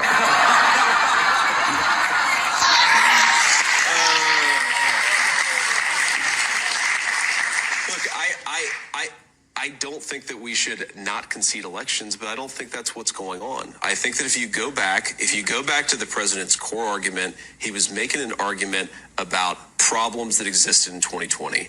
And here's the problem that I'm most focused on. The president and I've talked a lot about this, and I think we share a perspective here, but set to the side the stuff that really gets you and your audience very angry about whether the count was legitimate in Georgia or Pennsylvania or any of these other states. Is it true that large technology companies, some of whom have financial interests that exist outside the United States of America, were they censoring information in the run-up to an election? And set to the side the stuff, again, the Georgia stuff, but that was litigated. Dominion. Oh, yeah, it was litigated. Fox News paid us. I'm trying to make the more middle ground argument here. The biggest criticism I had of the 2020 election is that you had technology companies that were quite literally censoring negative information about the left and promoting negative information about the right. So in a fundamental sense, like if the First Amendment says that we have a free and open debate, and then the American people judge based on that free and open debate, the sense in which I think the election in 2020 was rigged, I'm sorry, is that you had technology companies that were putting their thumb on the scale in a way that completely obliterated the real open exchange of ideas. Now, by the way, it didn't happen in 2024, but it happened in 2020, and it was a problem. Wow, okay. Well, that's not what I was expecting at all. And it does sort of feel like he backed off completely of a lot of the things that have really kind of never been resolved from 2020, including mail-in ballots, drop boxes, voting machines, everything with COVID, so much that happened during the 2020 election. And yes, of course, technology companies. That's Brandon Straka. Yeah. That's exactly right. I mean, the guy's nailing it. So when you see how he answered the question, it gives you an insight to who J.D. Vance is. J.D. Vance is the guy because the people that follow Donald Trump to the end of the earth, right? And I'm not giving you trouble. You may ultimately be right. I'm just giving you a fact. The people that follow Donald Trump to the end of the earth, all of the things that they see that don't make any sense have somehow began to make sense for them because he's playing some Machiavellian game against the global cabal, right?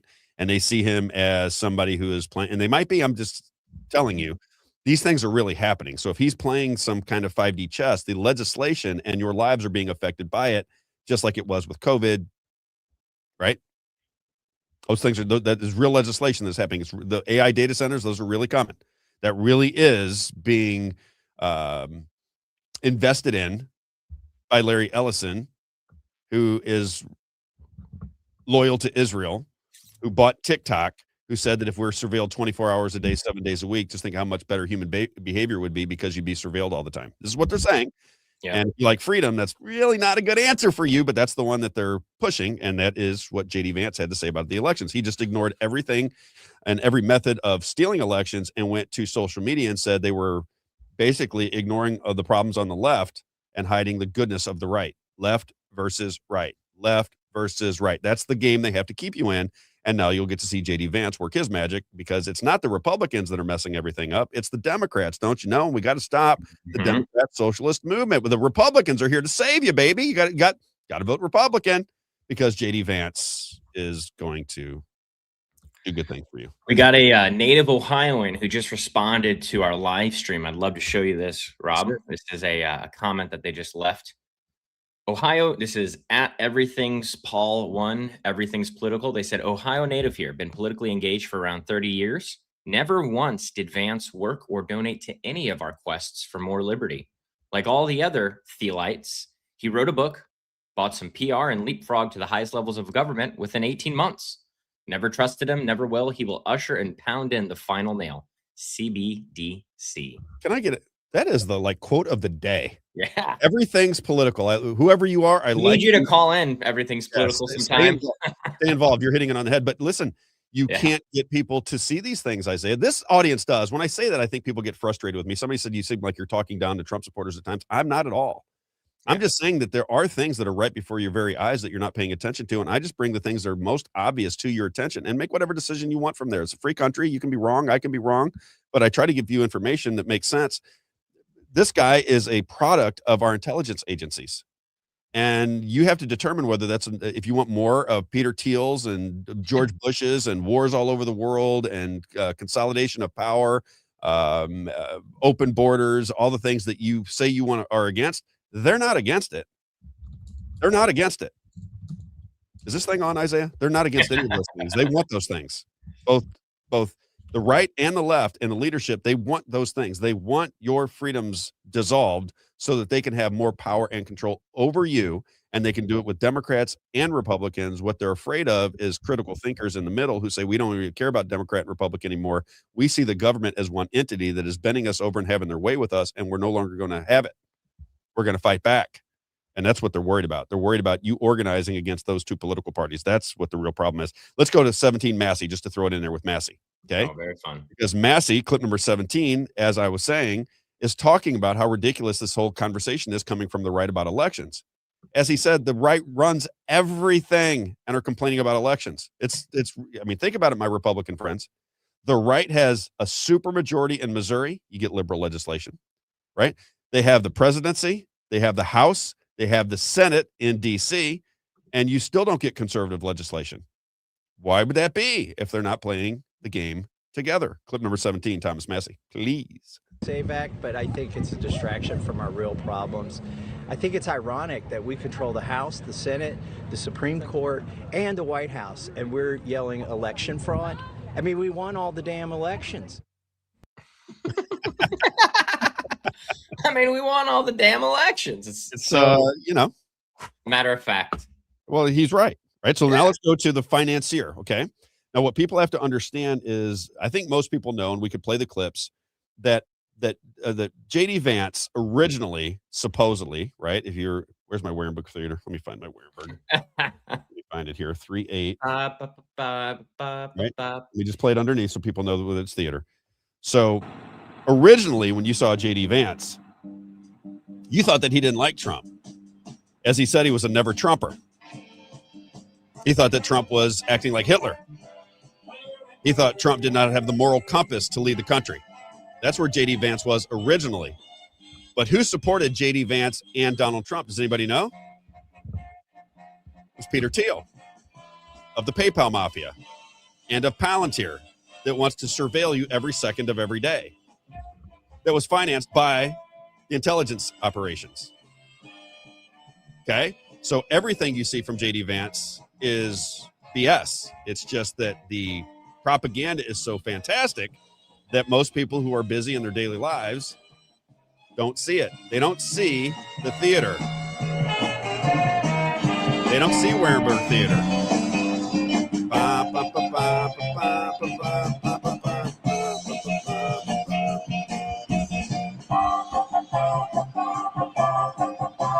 They don't see it, Isaiah. They can't see it. The curtain is still closed. They haven't opened it up so they can recognize it's a movie yet.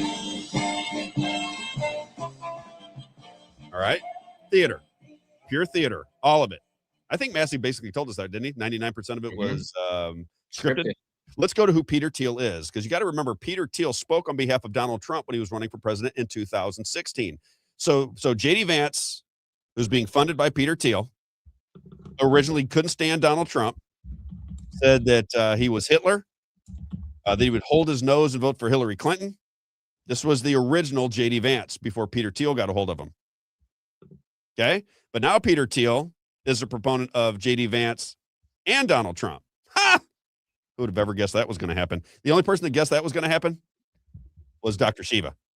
Because Dr. Shiva says it's all theater and they all come together at the end because it's all scripted nonsense in advance. But, you know, everybody thinks he's a maniac, but he certainly seems to get these things right. All right, here is Peter Thiel at the GOP convention on behalf of Donald Trump in his run for president in the year 2016. Here is Peter Thiel.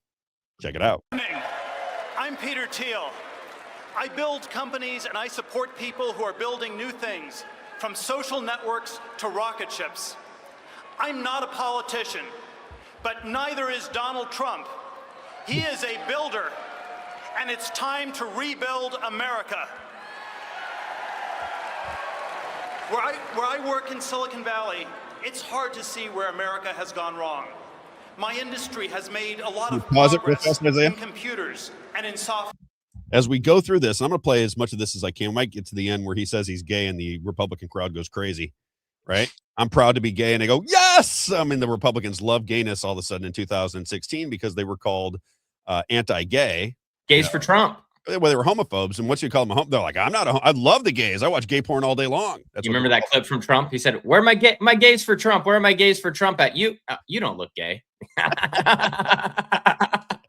It is funny at the end of this clip, but what he's going to describe to you is what is happening with Palantir, just so you understand. What he's going to describe to you is that the United States government's infrastructure, the computer systems, the software are not good.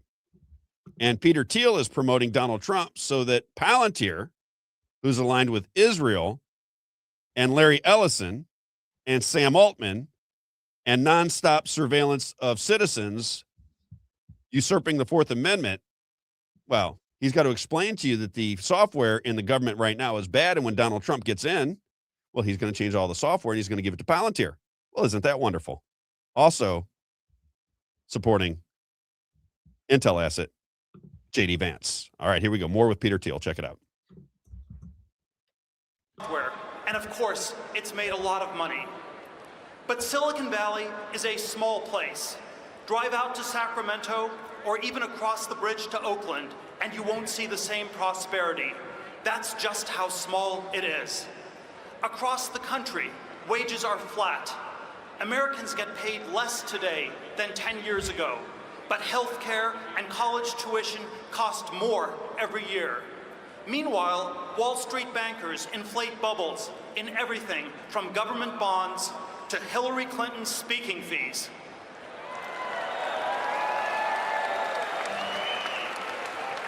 Our economy is broken. If you're watching me right now, you understand this better than any politician in Washington, D.C. And you know, this isn't the dream we looked forward to. Back when my parents came to America looking for that dream, they found it right here in Cleveland. They brought me here as a one-year-old, and this is where I became an American. Opportunity was everywhere. My dad studied engineering at Case Western Reserve University, just down the road from where we are now. Because in 1968, the world's high-tech capital wasn't just one city. All of America was high-tech. It's hard to remember this, but our government was once high-tech too. Here we go. When I moved to Cleveland, defense research was laying the foundations for the internet. The Apollo program was just about to put a man on the moon, and it was Neil Armstrong from right here in Ohio.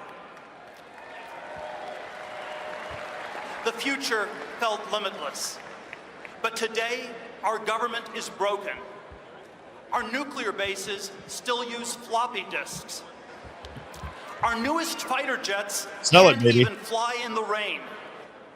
And it would be kind to say the government software works poorly, because much of the time it doesn't even work at all. Can we pause it? That is a staggering. He's talking about government software. Just think about it now in retrospect, now that we understand who Peter Thiel is, right? Now that we understand what's going on with Peter Thiel. He goes to the GOP convention. He gets to speak because he is funding Donald Trump's campaign in 2016, right? He's a contributor to the Donald Trump campaign. And then he goes on stage at the GOP convention in Ohio, where J.D. Vance is going to come from eventually. And he says that the software that the American government has is old school. It doesn't work. And then he comes in with his Palantir contracts and takes over the system and the software in the U.S. government. And then you go, well, wait a minute. If we're turning over this to Palantir, well, who is Palantir? Well, who is Palantir? Palantir is an offshoot of the Central Intelligence Agency. I mean, does it make sense yet? I continue on with him because let's fast forward maybe to the last minute, Isaiah. I don't know how the rhetoric gets a little bit boring, but I want you to understand why Peter Thiel wants these people in charge. Peter Thiel is an asset of the CIA, and he is funding Donald Trump, who said he was going to get rid of the FBI at one time because remember Comey and all the nonsense. He was going to really put the screws to the FBI. But then what did he do? He got a big new shiny building for the FBI. And it made it even bigger and stronger, and nobody got held responsible for anything, as per usual. Just pointing it out. Could be just bad luck, but that's what happened. And then when we get to the back of this, you got to remember Peter Thiel is a gay man, and he wants the GOP crowd to recognize that, man, being gay is awesome so long as you are in favor of Donald Trump. If you're a gay man who likes Donald Trump, then the GOP supporters love you just that much more, and they're going to cheer for his pride and his gayness here in just a minute. About a minute left, Isaiah. Decline for the country that completed the Manhattan Project. We don't accept such incompetence in Silicon Valley, and we must not accept it from our government.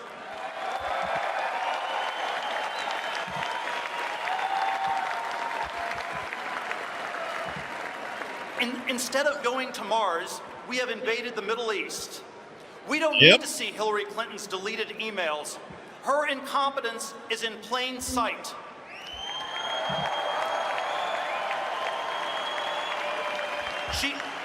She pushed for a war in Libya, and today it's a training ground for ISIS. On this most important issue, Donald Trump is right. It's time to end the era of stupid wars and rebuild our country.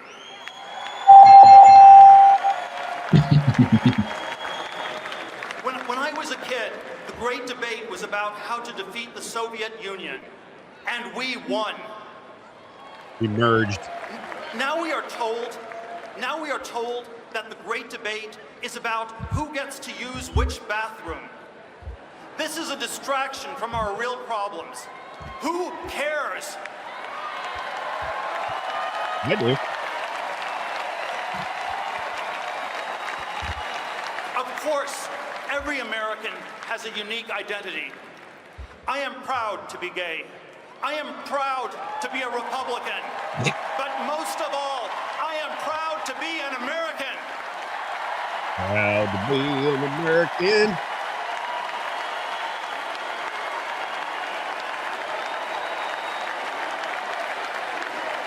Oh, standing ovation because he's gay. How to be gay in America. Doesn't care what bathrooms people use. I think conservatives care about that, Isaiah. You know? I don't pretend to agree with every plank in our party's platform, But fake culture wars only distract us from our economic decline. And nobody in this race is being honest about it except Donald Trump. That's good. Right. So that is Peter Thiel, right? Pledging support for Donald Trump, gets a speaking engagement at the GOP convention in 2016 that they are holding hands, not as a gay couple, but as friends, I would assume. Mike Pence is there, so who knows what's going on between those three. This is a while back. Look at this. It's super interesting. I thought this photo was funny because they're holding hands, right? Yep. But here, let me That's the one. Very sweet. Let me turn the comments off. But you could see on their nameplates here, it's President-elect Donald Trump, right? We could see Tim Cooks, who's sitting next to Peter Thiel. It says Apple. What does Peter Thiel say? Nothing. Nothing. Interesting. Mm-hmm. It's very, very interesting. Let's get one more Peter Thiel out there so people understand what's going on with Peter Thiel. Let's do two more. Number 9. All right, this is Peter Thiel. He did a podcast interview, and he was asked whether he thought humanity should endure. All right, this is the guy that has the secrets to the kingdom. He's writing the software for our intelligence agencies and our defense systems in D.C. He is a supporter of Donald Trump and of J.D. Vance, and he is not really 100% sure whether the humanity should endure. Check this out, clip number 9. For the human race to endure, right? You're hesitating. Yeah, well, yes. I don't know. I would. This is a long hesitation. This is a long hesitation. There's so many questions implicit in this. What do you think, Isaiah? Should a guy hesitate? Well, a guy with that much power, who is behind the vice president of the United States and the president of the United States, who is attached to the CIA and got his funding from In-Q-Tel, should he hesitate when he's asked whether humanity should survive or not? No. Now let's move to Catherine Austin Fitts, because we're telling a story here. Let's get one more. This is Catherine Austin Fitts, clip number 1. I brought all of these stories to your attention. I'm trying to tell them in a video sequence so that you can kind of follow the story along here, so you have more information about who J.D. Vance is. You have to, it's like I told my daughters, right? You're going to go out to a bar when you're 21 years old, right? You're going to go to a bar somewhere. You're going to be standing there. You're going to be looking pretty, and somebody's going to come up to you, and they're going to look the way you want them to look. And as is natural for young men, they're going to tell you everything that you want to hear.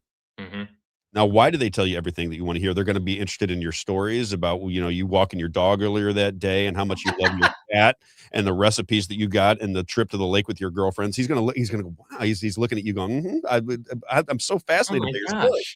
And he's doing that because he's trying to win you over. He doesn't care about your cat, doesn't care about you walking your dog, and doesn't know your friends that you took to the lake. But in this particular instance, he's trying to win you over.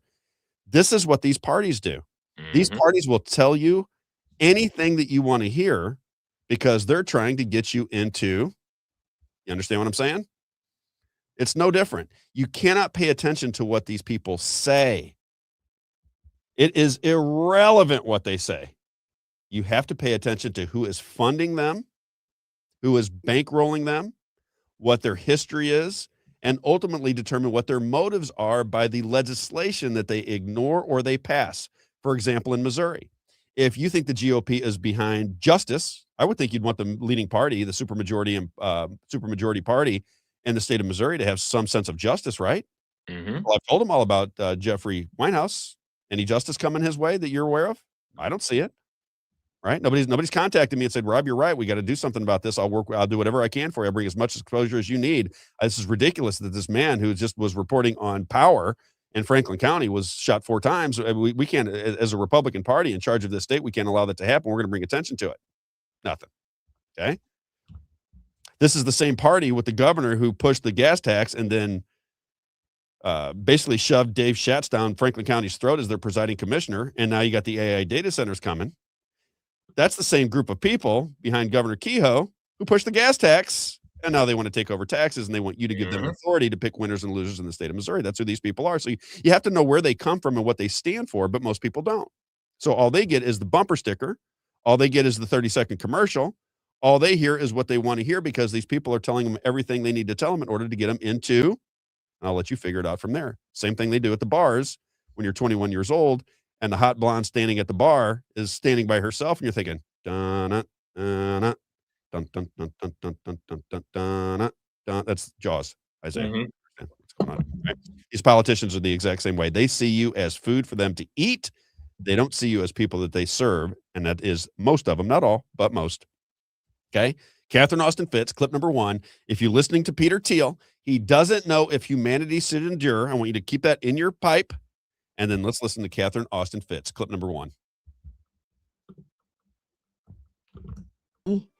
The master plan is to implement total control and to run a society with 2 sets of rules, one for a small group of oligarchs. So I don't know if you ever saw the interview after Jared Kushner left the first Trump administration. He gave an interview and he said, given what's happening in biotech, I'm going to be the first generation to live forever, the last generation not to live forever. I think that there's a good probability that my generation is, hopefully with the advances in science, either the first generation to live forever or the last generation that's going to die.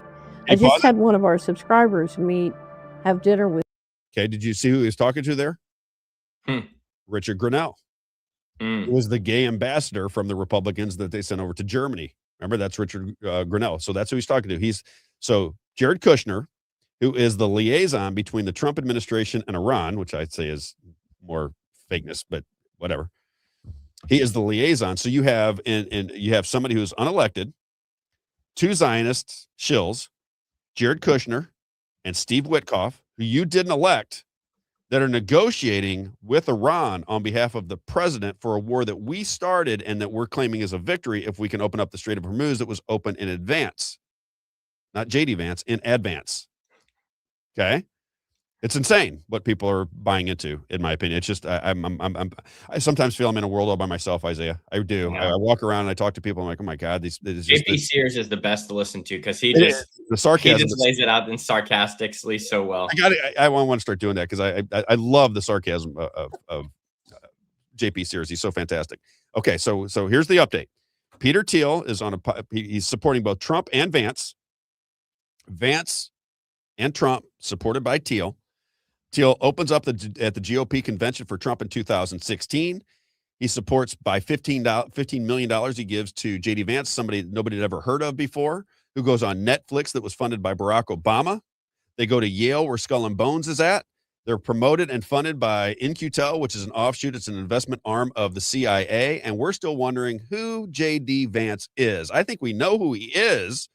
It's just a matter of, do people care that he is being promoted because they like what he says and he looks good and he's got all the right sayings and he seems so calm and he seems so wonderful and he seems so spectacular. And I love the movie Hillbilly Elegy. I mean, we got to go for J.D. Vance. More with Catherine Austin Fitts about the scenario behind Peter Thiel and Palantir. Check it out.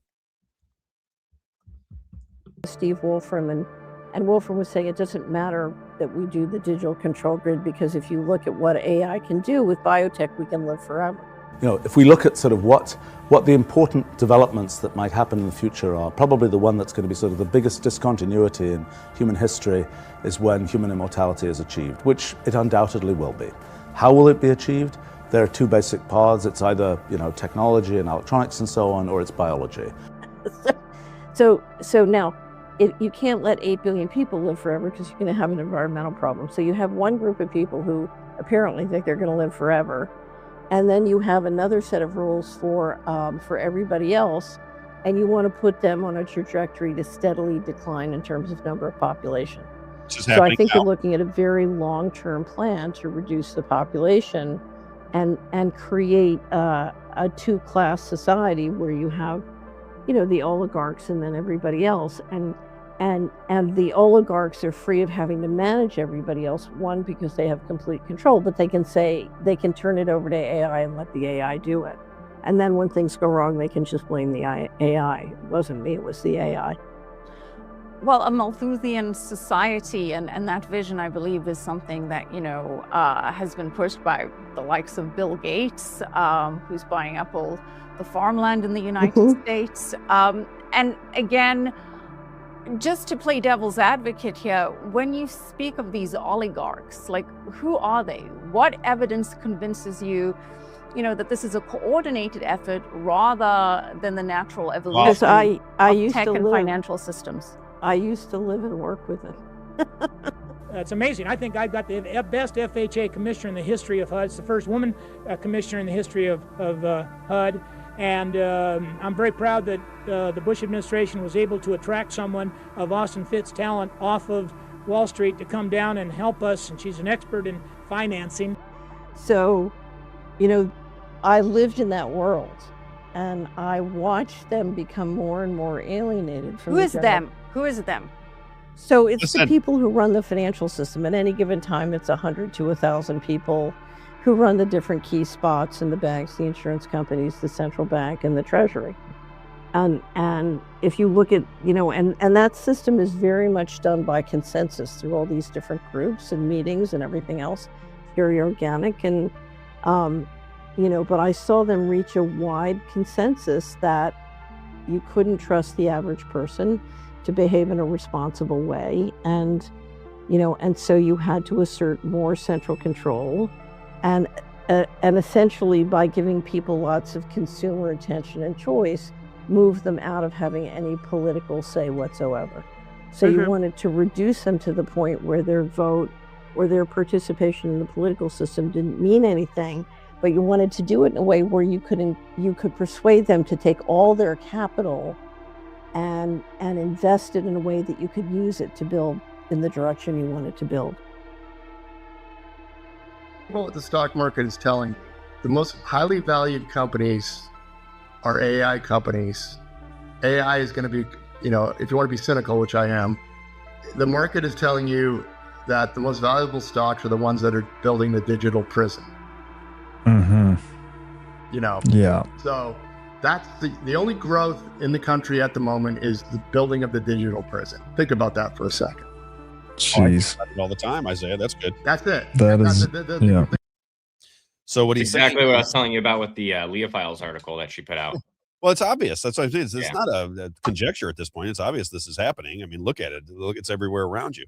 Let's move to one more clip, and then I'll leave it, and then we'll talk about JD Vance just a little bit more. But I want you to understand who's supporting JD Vance. Who funded Isaiah? If somebody gives you $15 million, do you think they might have some say-so on what your objectives are? Oh, yeah. Peter Thiel gave JD Vance, an unknown that nobody knew, $15 million after he funded Donald Trump in 2016. Peter Thiel is a part of the PayPal mafia, runs Palantir. And what is Palantir all about? Right? So JD Vance, Peter Thiel, Donald Trump, what is Palantir exactly? Clip number 11, Isaiah. This is redacted, explaining to you what a new lawsuit says about what Palantir is up to. This is what Palantir, Peter Thiel, their puppet is JD Vance. So what is Palantir? If Palantir and JD Vance are linked together through Peter Thiel, then what is Palantir? Clip number 11. Told you about the extinction level event that is coming, and now we have our clearest sign yet that it's being accelerated. But some brave individuals are trying to stop it. A new groundbreaking lawsuit, arguably one of the most important lawsuits in history, has just been filed against one of the most powerful and secretive technology companies in America, Palantir Technologies, along with its billionaire founder, Peter Thiel, CEO Alex Karp, and the COO, Shyam Sankar. Now, the plaintiffs are listed anonymously in this complaint as John Doe and Jane Doe, but it's way bigger than just these names. They allege that Palantir has crossed a constitutional Rubicon, if you will, using its artificial intelligence systems to surveil, profile, and manipulate the American public without our consent. According to this 43-page verified complaint that I've read in federal court, Palantir software, the same tools that are used by the Pentagon, the Department of Homeland Security, and intelligence agencies, are allegedly being deployed domestically to monitor U.S. citizens, harvest our biometric data, censor online speech, and even interfere with elections. And it goes much deeper than all of that. The plaintiffs are accusing Palantir of developing what they call synthetic intelligence, technology that merges machine reasoning with human behavior prediction, pre-crime, Minority Report style stuff, effectively trespassing into the human mind. They claim it violates basic rights in privacy, free speech, cognitive liberty. Cognitive liberty. It's a new phrase, a term gaining traction among digital privacy advocates, and I'm glad we're going to have this discussion. Good, James Isaiah. Martinez, Then he goes an into MK Ultra whistleblower. This guy lays in how the mind is being manipulated, MK Ultra, and the whole thing, which, you know, we've talked about endlessly on this particular program. What is that? What do you make out of that, Isaiah?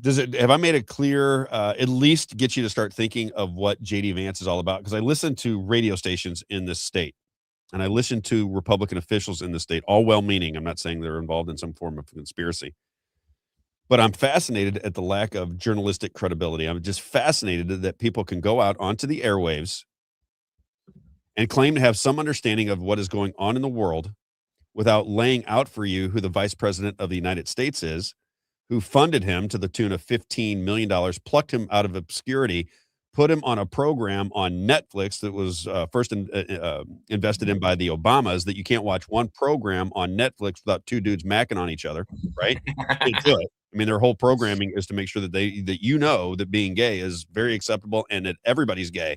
I mean, if you watch Netflix, everybody's gay. It's just a gay world. These heterosexuals are getting in the way of my gay love, right? Yeah. That's what it's all about. So he is with Netflix, with Donald Trump, with JD Vance, with In-Q-Tel, with the CIA, and with Palantir, that was selling the idea with Donald Trump in 2016 that the software that the government was using was out of date, and therefore Palantir would come in and update their software.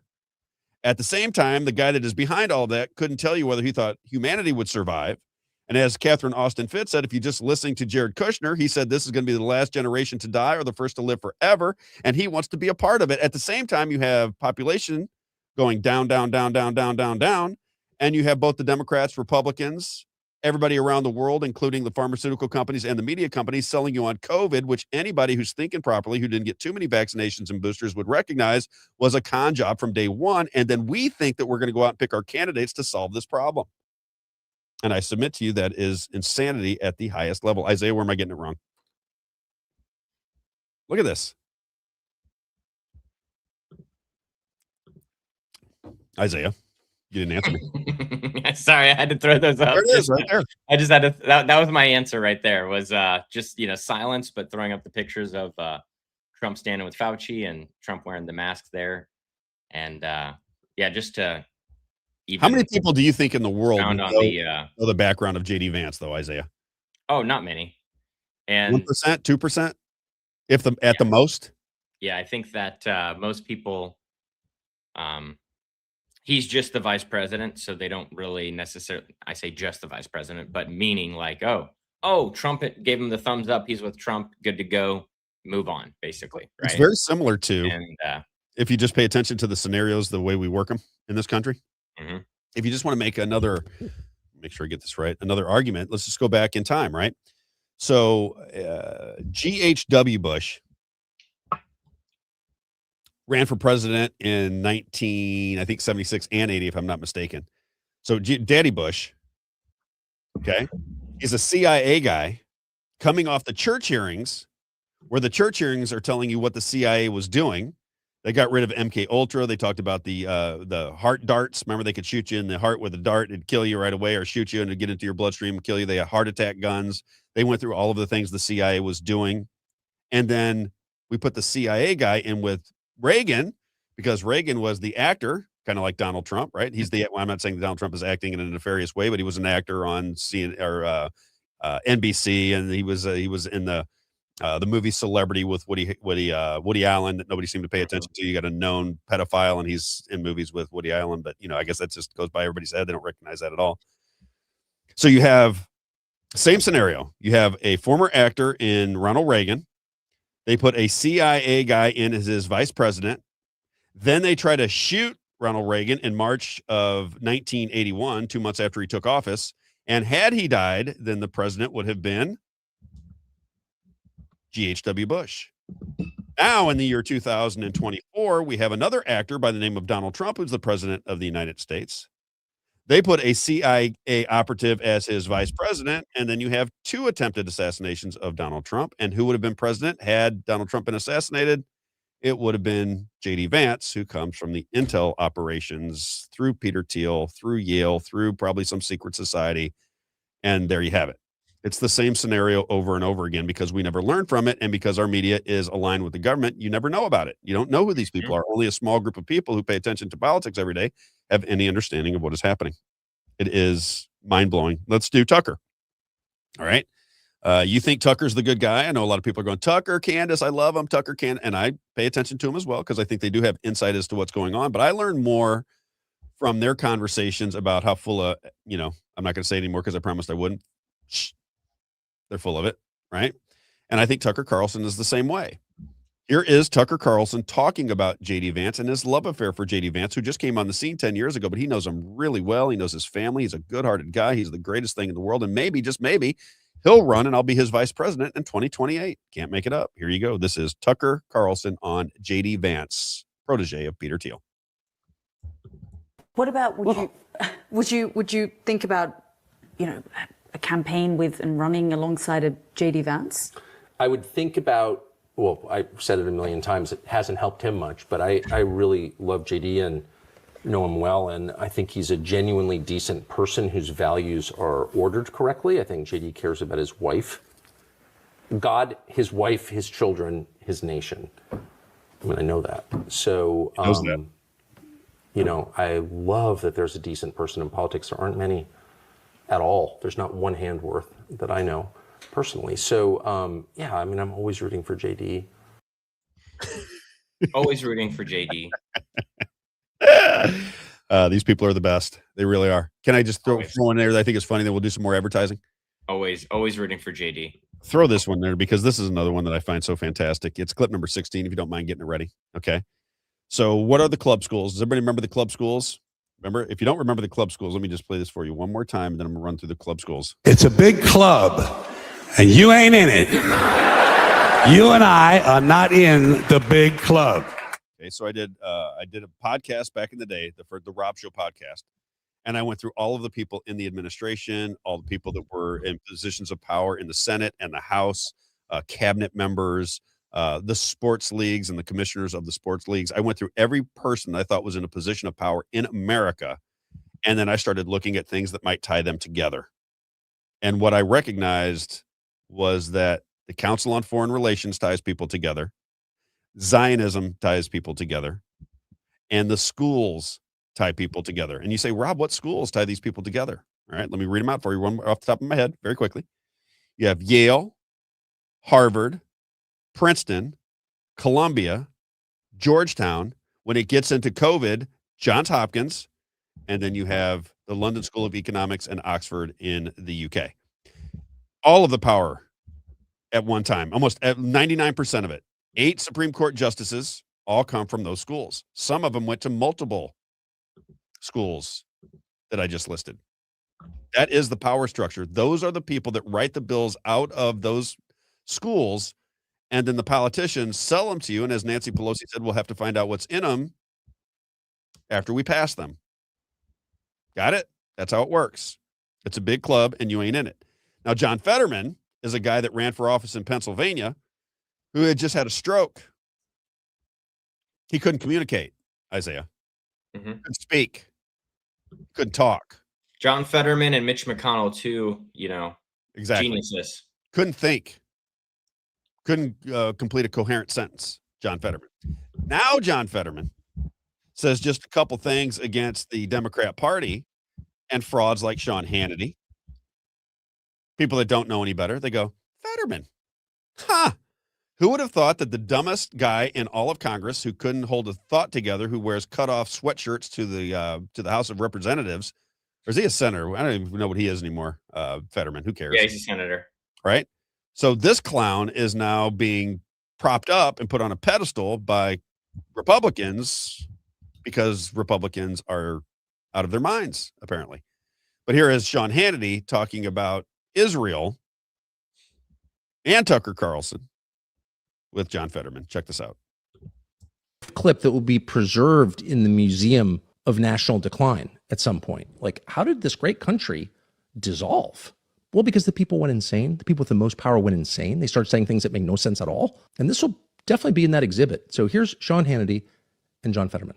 Why the deep hatred for Israel? Why? Yeah, because I mean, if you have such contempt for Israel, I mean, of course, you're also anti-American and you're anti-Western civilization, and you're seem anti-capitalism and the American way of life. I mean, it's like so tempting to get literal.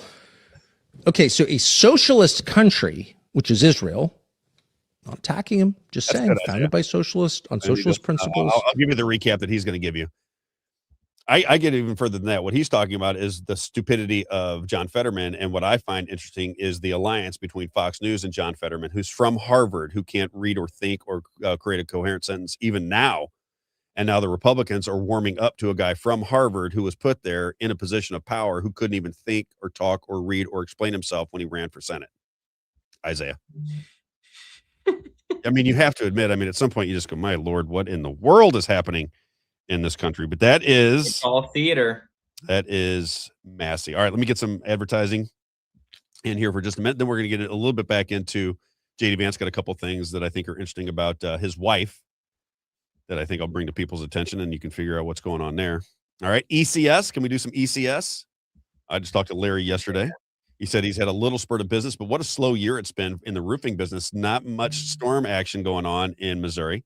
A little bit of a bummer for people in the roofing business. Let's all pray for hail, if you don't mind. Dear Lord, please let there be hail. Nobody gets hurt. Just the roof. And my friend Larry Evans gets a. It's clear blue skies, and it's sunny right now outside. I'm looking out there. Of course it is. ECS Roofing and Exteriors. When it's time for a new roof, you got to go to ECS Roofing and Exteriors. They are our contractor for the show. They do roofing, siding, decks, gutters, garage doors, custom exterior metal, residential or commercial, doesn't matter to them. New construction, storm damage, doesn't matter. Free licensed inspections. And the one thing that's interesting about these guys that is different than everybody else, as we say every single day, you're going to have roofing businesses that knock on your door, say they see something going on with your gutters or something with your siding or something with your roof, and they're going to tell you right away that they work with insurance companies all the time, and they know the insurance companies are going to work with them. Turn it over to them. They'll start working with your insurance company, and then all of a sudden you're in their system. They don't know anything about the insurance companies. Nothing. That is a ploy to get you in their system. The difference here with Larry Evans is he is a licensed and independent insurance adjuster. So when he tells you the insurance companies are going to work with you, he actually knows it. He's not going to blow smoke up there. You know where it goes, Isaiah? He doesn't blow smoke up in that direction. What he does is he gives you honest information, and he gives you great work, conscientious work at a great price. It is ECS Roofing and Exteriors. Our good friend Larry Evans, when it's time for a new roof, a roof repair, when it's time for new siding, new decks, gutters, or garage doors, you always should be thinking ECS Roofing and Exteriors. You can reach out to them on Facebook, ECS Roofing and Exteriors, or call them at 314-486-3567. 314-486-3567. ECS Roofing and Exteriors. All right. Let's do Rocket. Rocket is my nationwide business. My good friend Mitch, been friends with him since I was in high school. These are great people. This is the number one thing about all these big job placement services.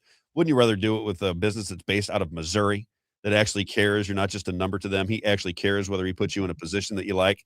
They work with small to medium-sized businesses. They work along with your human resources or just work in spite of human resources. If you cannot find good people for positions you have available in your small to medium-sized business, you should turn it over to rocketcareers.com. Talent, recruiting, job seekers, outplacement services, they will take care of you at Rocket Careers, ROCKIT careers.com. Rocket Careers will take care of you. My good friends, Mitch and Brian, they are the best at what they do, and they have been at it for a long, long time. You will absolutely love doing business with them because they're good people.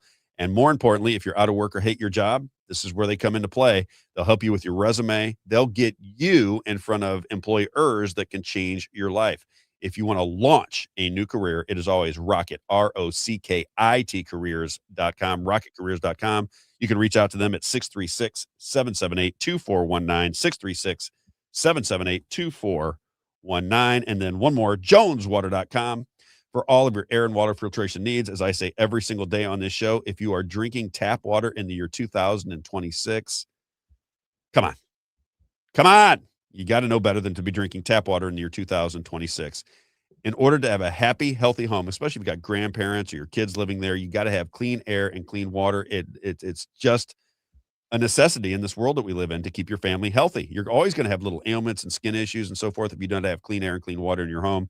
I suggest you go with my man, Everett Jones at joneswater.com. You can reach him at 636-899-1040.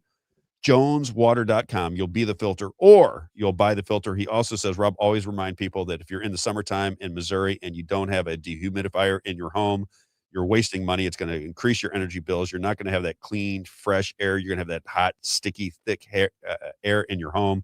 You have to keep the thermostat lower. You can raise it up just a little bit if you have a dehumidifier, and you get the same feeling in your house at a lower price. It saves you money and it makes your home feel better. He's got it all. Air, water, doesn't matter. It is joneswater.com. If you want to do business with Everett on the Missouri side, it's St. Charles County, Lincoln, Franklin, Warren, St. Louis, and Jefferson. If you go to the east side, Madison, Monroe, Jersey, and St. Clair. joneswater.com, joneswater.com. You'll be the filter or you'll buy the filter. All right, Isaiah. Where do I want to go from here? What do you want to talk about?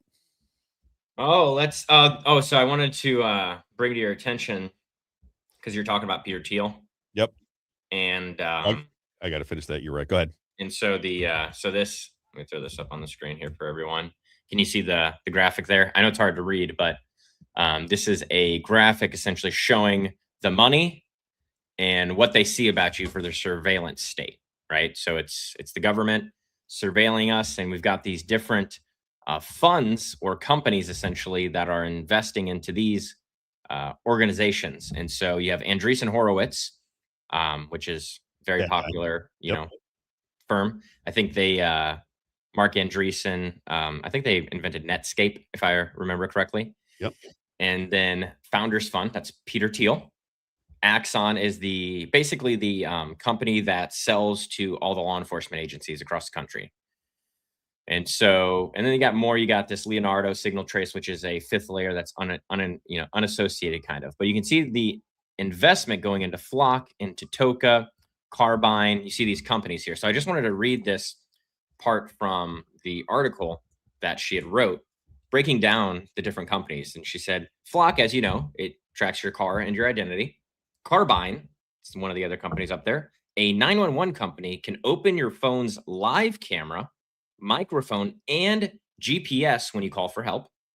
Toka, an Israeli firm, by the way, nice, makes tools that, according to reporting in Haaretz, drawn from the company's own documents, say that they can hack into security cameras and alter the footage, live feeds, and old recordings. So they can alter security cameras footage, security camera live feeds, and past recordings. And then this fifth layer that we talked about there, that's an Italian defense company, actually. It's called Leonardo. This tracks the Bluetooth and the Wi-Fi from the phone, earbuds, and the watch in your pocket. So they're going to find you, watch you from above. One taps your phone, and one can rewrite what the camera saw, and one follows the gadgets on your body. There we go. That's good news. Great news. More good news. Fantastic. People will line up and cheer for it, Isaiah. Yes. Oh, yeah. Yeah. Hey, what do I have to lose, Rob? I'm not doing anything illegal. Right. The only things most of what goes on in this country is wonderful. The only things that are negative, I just wanted to run through the negative. The positive things are we have a multicultural society. We print the money, right? We have great sports teams and great programming. We are free after we work till we're 67 years old, and we work 80 hours a week. From that point forward, we're free, right? Or you get lucky. There are people that do get lucky, right? But that's rare. I'm talking about the masses, right? I know. Yeah. Those are the good things that are going on in the country. Let me just talk about a couple of things that we might want to fix, Isaiah. I'm not saying we're black pill, but maybe some things we want to fix. Yeah. Okay. We have a one-party system that has disguised itself as two that we might want to address at some point. We have a system now with technology, mass mail-in voting, and propaganda coming out of our television sets that allows for manipulated elections. So you're not even picking your leaders. You're not picking people in power. That's for sure. That's a fact. Let me get it, Isaiah, one more time. That's the fact, Jack. That's a fact, Jack. So we might want to fix that. We might want to fix the HB1 visas? H-1B visas. Yep. H-1B visas. Might want to fix that, right? Because now you have people coming in from all over the world taking up your jobs at a lower cost, and the big corporations go, but hey, as Elon Musk said, he's going to F you in your face if you get in the way of his H-1B? H-1B, yep. 1B visas? And that's only one type of visa too, Rob. That's what we got to keep in mind. There's other types of visas too. Right. Because our sovereign nation thinks that the only way to have a great life in this country is to bring workers in from other countries to work at half of the price of what you do. And then they'll tell you your 401k is going to go up, despite the fact that they're stealing from your 401ks and selling naked shorts to prop it up. Or we bomb your country and then we import all those people that are refugees now, Which is my favorite. That's my favorite one. You know, that's my favorite. You know, oh, let's bomb Afghanistan, let's bomb Iraq, and bring their people here, and then bring their people here. Yeah, perfect sense. It's all working out well.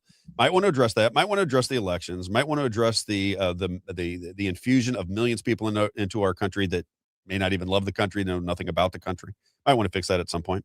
Might want to fix the fact that the media outlets are all controlled by the government. That would be a nice change, right? We don't want to be proud to do. We don't want Fox News and CNN, MSNBC really to kind of be working together to keep you fighting amongst them because they create the narratives that make you fight with your neighbors. We need to get T-shirts that say "Repeal the Smith Modernization Act." I like that one. Yeah. People, what is that? Right? They don't tell you about that. Really, you don't hear a lot about it, do you? But when you bring it to like Eric Schmidt's attention, he goes, "Oh, that's a long story. I'm never going to tell it, but it is a long. One day I'll tell it to you." Yeah, really but it's complicated Amendment 5, though. We'll get on Scott Fawn's program and tell why he endorses it. Exactly. It's too complicated. We can't explain how it's going to work. Denny Hoskins even said in his ballot, you know, the info that he puts out for the ballots that they don't know. It literally says right there, you know, he does the yes, what a yes vote means, what a no vote means. And then they have to put there if it, you know, lowers or raises taxes, right? Well, it says we don't know. We don't know the effect yet. But they'll tell us they know the effect, right, Rob? I'm saddened. I'm optimistic to a degree, though, Isaiah. I do think that the young people your age, hope. I think the young people are starting to figure out that something doesn't smell right.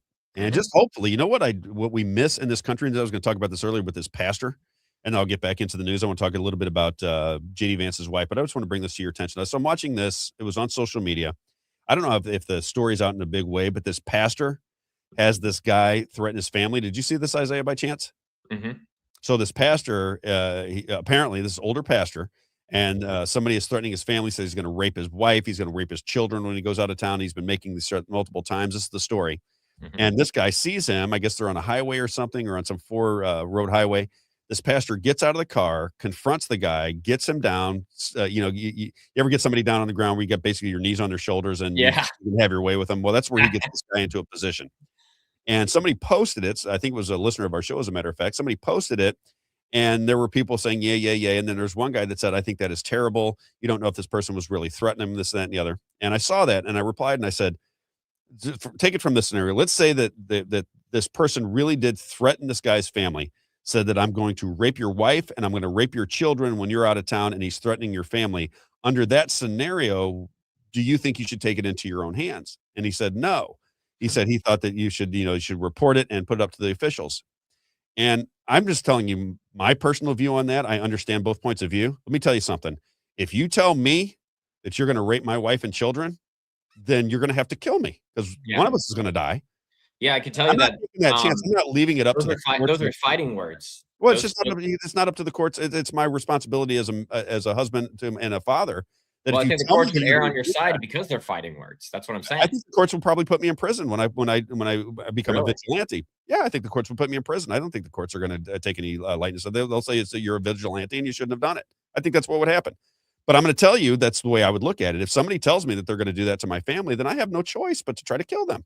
Yeah. I'm not going to let you do it. I'm not going to go, well, I hope the courts take care of it. I hope the police department is going to do something for me. I'm not going to leave that up to them. And I just wonder how people see that. Because I think one of the things that is missing in our society is courage, masculinity, commitment to taking care of what belongs to you or what you're responsible for. We have contracted this out to the government, to where the government is supposed to protect every move that we make. We've got guns in our home. If you come into our house, there's going to be a shootout. That's for sure. Right? Because we have guns everywhere. We don't, we just recognize that it's a crazy world, and we don't look to the government to wipe our ass for us. We don't look for politicians to protect us from anything. We look at our world, and this is my family in particular. We look at this world as something that is ours, that our government is supposed to be responsive to us, not to take care of us and to do everything for us, but to get out of the way, allow us to have freedom. We'll take care of ourselves, right? If somebody, if there's a murder committed or something of that nature, get involved. We want our government to take care of our roads and bridges, and there's a function of government, but it shouldn't be involved in everything like this piece of paper that I'm showing from the Secretary of State's office. Just think about it, Missouri. Just think about it for a second. I have to give all of my information and every dime that I spent to some kind of government agency in the state of Missouri, or they're going to dissolve my nonprofit that is a check on the government. But at the same time, the government that's checking on everything that I spend to check on them, that government won't give you live stream from the Senate and has money coming in from PACs that influence everything that they do. And when you call them on it, they push back against you. And does that make any sense? Is that a government of, by, and for the people? Does anybody see it on those terms? Because I don't. I see it as to the people. It's an intrusion onto the people. And they don't see it. The people that work within that system are so conditioned into that system that when you go, wait a minute, does this make any sense? And in the spirit of the Constitution, do you think it makes any sense that the government that we fought for to be free in 1776, that government would now give you income taxes, personal property taxes, sales taxes, usage taxes, death taxes, VAT taxes, every tax you can think of? The only tax they think they haven't thought of yet is the tax on tax, right? So you go, how much do I owe you in taxes? Well, you owe us $10 in taxes. And what's the tax on the tax? Well, that's another 10%. So now I owe you 10% on the tax. The only thing they haven't taxed is taxes themselves. Everything, air you breathe, food you eat, oil for your car, your home, your property, your land, your income, everything. They've taxed everything they can think of. The only thing they forgot was the tax on tax. Yeah. And yet they have no understanding of the Constitution, which is we're supposed to be free and you're supposed to get out of our way. Yeah, it's crazy that in 250 years, because we're coming up on the 250th anniversary of the nation, right? Right now, Netflix just published a documentary, and I haven't gotten through it. I've only watched about 30 or 40 minutes of the first episode, but it's about the history of America, and it's, because of the 250th anniversary. And I forgot what I was going to say. You were saying what were you just saying, Rob? I wanted to give the background so that people could find the Netflix documentary, and I distracted myself. You were saying I do it all. You do it all the time. I do it too. Yeah. You What were you three saying? things going on in your head, and then you start to tell a story. I was like, well, I got to tell them the background now, and I got to tell them about the Netflix documentary. And so I was like, oh, well, let me tell them about the Netflix documentary. We were talking about what we have to do. In 250 years, yeah. So in the documentary, when they're talking about the stamp tax. Yep. Right, the Stamp Tax Act, and that's essentially what was the precursor to the American Revolution, right? Is because these British people who had come to these American colonies now say, "Hey, wait, we're not there, but we don't have any representation over there," and that's where we get no taxation without representation, right? And that led to riots in the streets and people rising up, and it's crazy that we've been so conditioned to, like, I think Catherine Austin Fitz was saying, is that, hey, we're basically not caring about elections or have no say in politics, is what we feel, or this illusion, right, that we can't influence these politicians. And so it's really interesting that it only took 250 years to be in violent revolution in the streets against attacks to now, oh, okay, yeah, I guess it doesn't matter. We'll just put it on the ballot. We'll vote on it. That's the mind control. Yeah. That's the mind control. That's the conditioning. And we all suffer from it, myself included. We all suffer from it, but that is the conditioning. That is your It's so different now. You know what I mean? Yeah. I mean, we used to fight for freedom. Freedom was a big deal to us. Now we don't even know if freedom is worth fighting for anymore. A lot of people don't even see it. I was doing a voiceover for Unite for Freedom. It's an organization that's concentrating on elections. I was doing a voiceover for them, and I love the script that they give me because it says all of the things that this country stands for, in essence, is irrelevant if you don't fight for elections. Every issue that is on your mind that you think is important. Let's say you want open borders to stop. You don't like transgenders in your bathrooms. You don't like being taxed on your property. You don't like being taxed on your income, right? You don't like that the borders were wide open. You don't like that the news is controlled. You can't change any of that if you don't fix your elections. So again, it's like any other business, right? You have to figure out what the problem is, and then you got to put the priorities in line. The priorities for me, Rob Carter, it doesn't have to be your priority. For me, I don't understand how the priority isn't elections 24 hours a day, 7 days a week. I don't understand. It's like when we were talking to Dr. Douglas Frank, I said, well, why wouldn't Donald Trump come here? He said, Robbie put out this tweet. I said, I know, but he's put out 9 billion tweets. Nobody even pays attention to him anymore, right? But too long. Yeah, they're long and nobody's paying attention to him anymore. What Donald Trump should be doing, right? If Donald Trump wants the elections in order, Donald Trump has to go state by state and pressure the Republican governors to fix the elections and fix them in a sense that they are legal and that they're constitutional and that they're verifiable and that people have confidence in them. That should be job number one before the wars in Iran. Before you bomb Iran and spend how many $300 million we're going to spend, or whatever, how many billions of dollars? 300. Whatever number it is. Let's say it was $100 billion. Wouldn't you rather $100 billion advertising campaign come into the United States talking about we lose our freedom if we don't control our elections, and here's how we can do it? Why do people not see that? That's why I don't really trust anybody anymore, because that seems so obvious to me. Yep. How do you have a free society if you're in a constitutional republic? How do you have a free society if you don't pick your elected officials? And both sides say that you're not picking them. Both sides for 20 something years, and nobody does anything about it. They get worse every time. It's I don't know. It's just bizarre. All right, It's kind of funny. It's if you go back to what Bill Mayer's saying, what he says makes sense in a sense, right? It's like, yeah, wait, you get elected, and you say, if you don't get elected, you say they stole the election. We got to stop that. And it's like, it is true to a point, but he's saying it from the view of like, the elections aren't stolen. You're crazy, right? But we say, if both sides are saying that the election's stolen, if they don't win, should you listen? We should probably listen to that, right? Right. Well, just pay attention to that. Exactly. It's this simple. You can have elections that make sense. That is a very distinct possibility.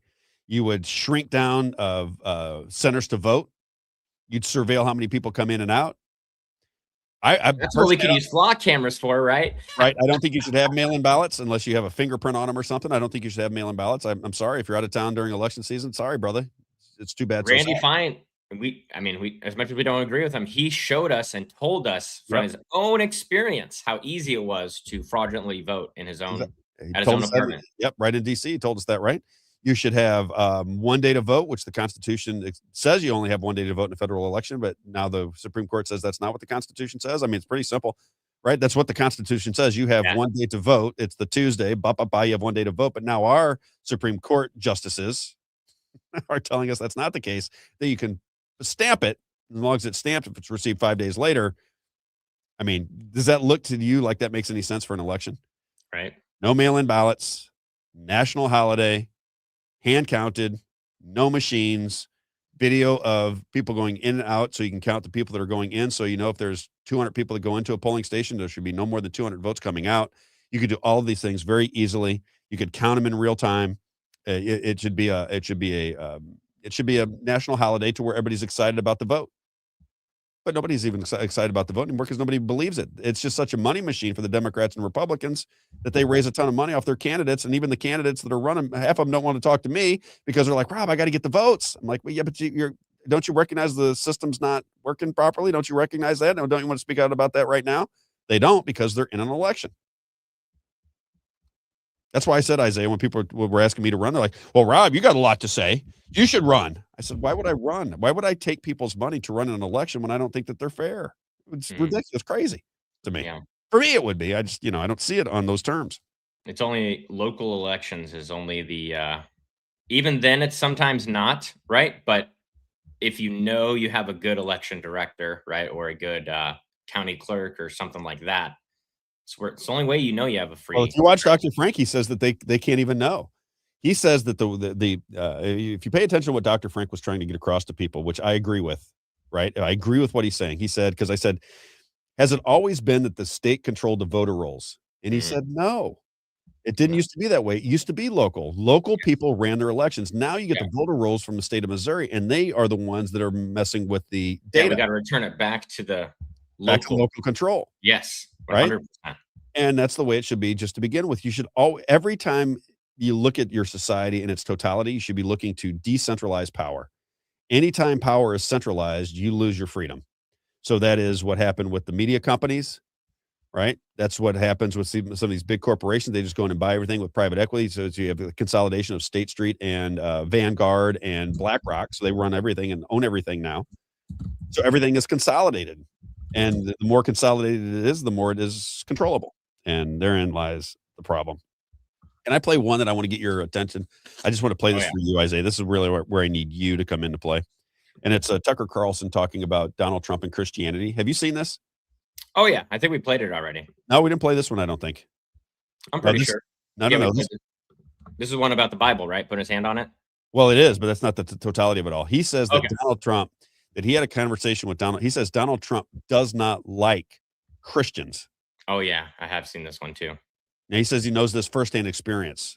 Yeah, because of their issues and things that about like. Well, it would kind of make a little bit of sense, right, Isaiah? Because I know people are going to say, well, Rob, that's crazy. Donald Trump's the greatest Christian in the world. Look at him. I'm saying, wait a minute.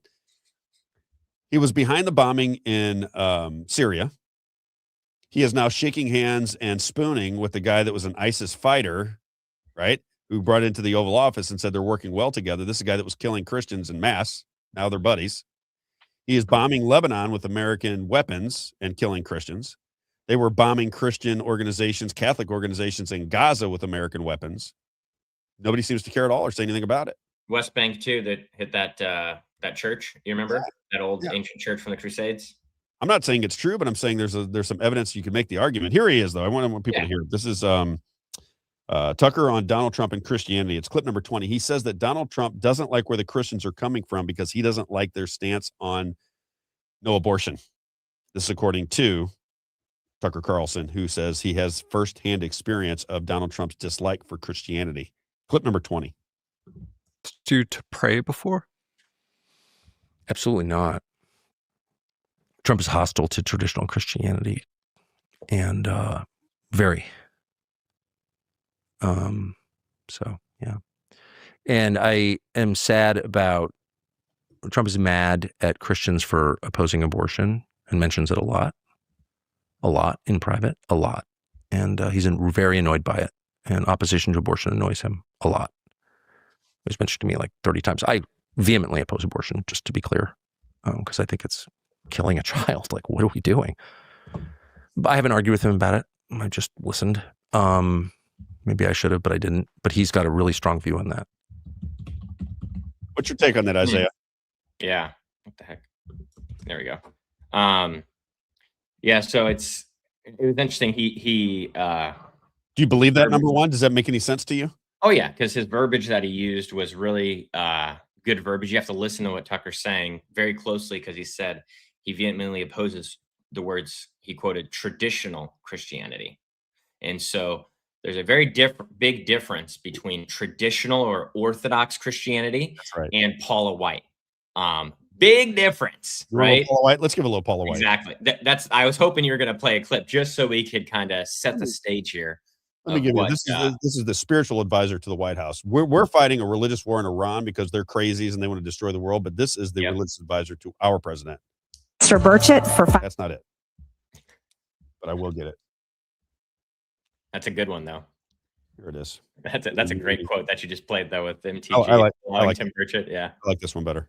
Mahanda Bosoko, Mahanda Akasata, Maraboko Sokota, Ronda Yakande Eke Seke la Mama Mandarabakase, Medarabakande la Babakos. I like where she goes, hey, I like that. Like, yeah. You know what I mean?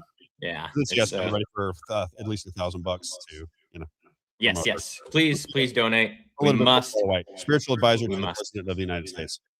Strike and strike and strike and strike and strike and strike and strike and strike and strike and strike until you have victory. For every enemy that is aligned against you, let there be that we would strike the ground, for you will give us victory, God. I hear a sound of abundance of rain. I hear a sound of victory. I hear a sound of shouting and singing. I hear a sound of victory. I hear a sound of. Now, what is going on, Isaiah? Well, I'm serious about this because, Well, do you know what the word of faith movement is? No. Explain this to me because it frustrates me that that people don't recognize this as insanity. Yeah, so word of faith movement is where the prosperity gospel comes from. Have you ever heard the words prosperity gospel? I have. Yeah. And so that essentially, there's the prosperity gospel in a nutshell says if you believe in Jesus and you are a believer in Jesus, that God wants you to prosper financially and wealth, right? Wealth. I've heard this. All of these things. And so, I don't think God cares how much money you have in your pocket. That'd be my, from what I understand about what God says and what the Lord says, what Jesus says, he's not really worried about your pocketbooks. no, he'll bless people. That's well, absolutely he will bless people, right? But that doesn't mean that everyone gets the same, right? That's not the case because Jesus is talking and saying the widow's mite is better than what you guys are giving because she's giving out of sacrificially, right? This lady who's a widow who has no money and she's barely giving anything, but because it's a sacrifice to her, that is worth more to God than any amount of money that a rich person can give them, right? Yeah. And so we see Jesus's view of this and we have an understanding, but the prosperity gospel says in this word of faith movement is really intertwined there with the type of preachers that Paula White is. She's from that movement, Kenneth Copeland, those types of Jensen Franklin. Those are the people that are all around President Trump right now. And so it makes sense that he would, be pulled towards that movement over, hey, we're all sinners, we fail, abortion is murder, right? Because the word of faith movement is happy. It's happy, positive Jesus, right? And it's how do I get richer? I become healthier and wealthier, and it's great. And God loves me because I believe in Jesus, and I'm special, right? And we got to bless Israel. If we bless Israel, then we will be blessed, right? Clip number 2, Isaiah. Can we show what Israel? Can we show what Israel did to Lebanon? Am I getting you? Now I'm getting you worked up. Well, I want people. The thing with the Trump supporters is again, I'm not anti-Trump. I just want to understand what you're seeing. Yeah. It's why we had Donna on last week talking about Q, and I got her opinion on it. And it's my biggest issue with what's going on is I'm just concerned that we are allowing these things to happen that we don't understand. We can't quite put our finger on because we are being alienated from true information, Smith Modernization Act. And we are allowing it to happen. We're allowing this prison to be built. I mean, you're seeing it. Like I said, my son has a flock camera 3 houses down. It's huge. It's this big camera that oversees his entire street. I'm like, Tanner, did you realize you have a flock camera right on your house? He goes, what's a flock camera? I said, right there, come here and look at it. He goes, this thing here? And I said, yeah, that's a camera that every time you come by, it reads your license plates. Every time. And stores it, even though you didn't even though you didn't commit a crime. Exactly. It could be stored there. Yeah. Right. And it's just, and not only does it store it for you who's not a criminal, it allows your country to surveil citizens without a warrant. It just surveil you 24/7. Yeah. Because now they can get into your house, Isaiah. It's not just that they're getting the license plate readers, but they also can track your phone. If you get those little watches, like my wife likes those Apple watches. I said, honey, I mean, you might as well just turn your entire life over to the government because they're reading everything. They know your heart rate. They know where you're at all times. I mean, it's just like, it's a total surveillance system that is monitored and stored from now until forever, which means you have no chance against your government at all. Isaiah, 0 chance in fighting this government. If it should ever turn tyrannical, and I mean, just imagine a scenario where your government's telling you they're going to stick a needle in your arm by mandate. I mean, if that would ever happen, this would make it absolute. I mean, I know that would never happen, but if it did, if you can imagine a scenario where your own government said, we're going to stick a needle in your arm with a medicine we don't understand with no safety record, and if you don't take it, you can't travel or work at your job. If that were to ever happen, they could solidify it because they're tracking you 24/7. I know that would never happen. I'm saying if it did. Right? That's the scenario you have to look forward to. Bill Gates and his Moderna vaccines that were put on there by DARPA, and they snatched Moderna on top of it, and they went, new vaccine from a private company. It's not your government doing it. It's this Moderna people. It's not the Yeah, DARPA. It's come the on. Moderna. Yeah. Uh-huh. They know what they're doing. They're the scientists. Yeah. Israel, number 2. Check out this bomb. This is one of the largest bombs dropped in modern American history. It was dropped by Israel on Lebanon over the weekend, and here's a little bit of what the video looks like. It's clip number 2. Check this out. Look at that bad boy. Those are our friends.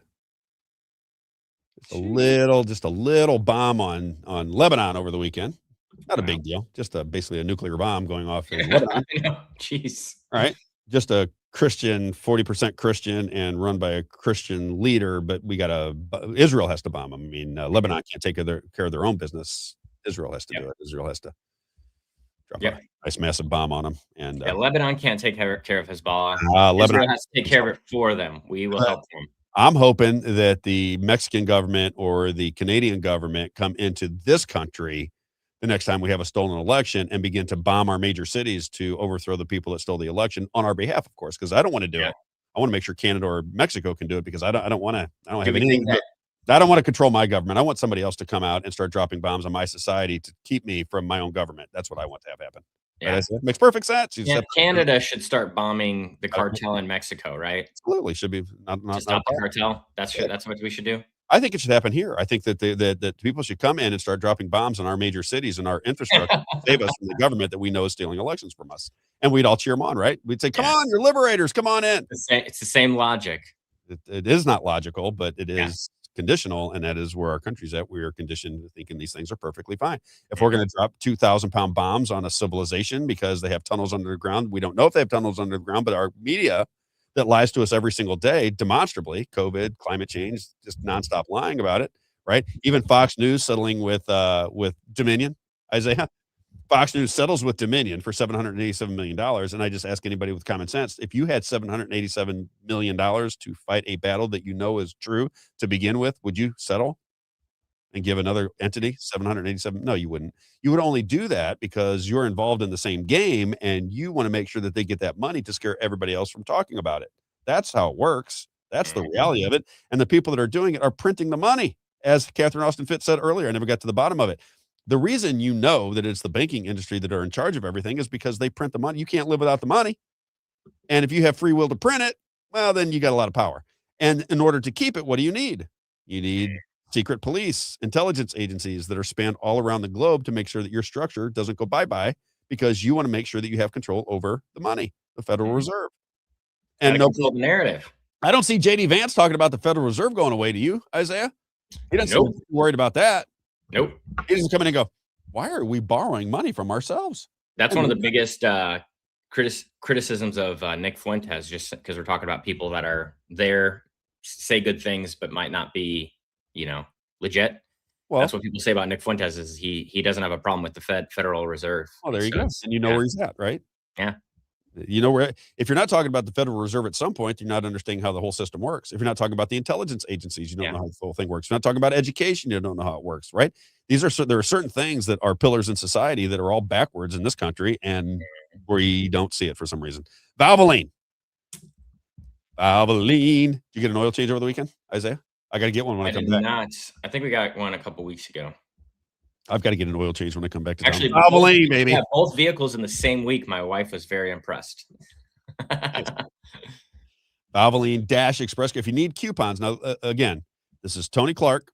He's been a long time advocate for what we do, and I got to give disclaimers for everybody. This isn't necessarily for Tony Clark, but it's not that everybody that advertises with us believes everything that we say or agrees with everything we say. They just agree that we have the right to say it. That as a true journalistic mindset, that we ask very difficult questions of people, and it's going to get more and more difficult to hide from what we're doing at some point because we're going to show up at your little meetings. We're going to be in Jefferson City when you guys are having these little fundraisers and this and that. We're going to come and we're going to ask questions, and you're not going to be able to answer. If you run away from us, we'll just expose you that you ran away. They're not going to be able to answer them, Isaiah. That's the whole thing. Is if we had journalistic credibility in the state of Missouri, these people wouldn't get away with it. They get away with it because nobody asked the proper questions. That's just a fact, right? Yep. That's just how it works. You get away with it. Jack. Well, the right questions aren't being asked, but we'll answer the right questions. As I say, Valvoline doesn't necessarily agree with everything we say. I mean, they might. I'm just saying, in general, our advertisers, you don't have to agree with everything we say, but you should agree with free speech because you do not get free speech on radio. That's why I was at two separate places. You don't get free speech. You get Especially when George Soros runs George radio Soros is the major one, right? But it is what it is. It's just the nature of it. You can talk about certain things, but you can't be completely honest on radio. That's just what I come to learn. And it's not anybody's fault. It's certainly not the people that run the organizations. It's just if you want to keep the lights on, you got to do what you got to do, right? And you got to make a decision at some point. What's the best option of the worst options, right? Yep. That's how it works. Valvoline Express Care, Valvoline Dash Express Care. If you need some coupons, this is 15 minutes from Beta on your way.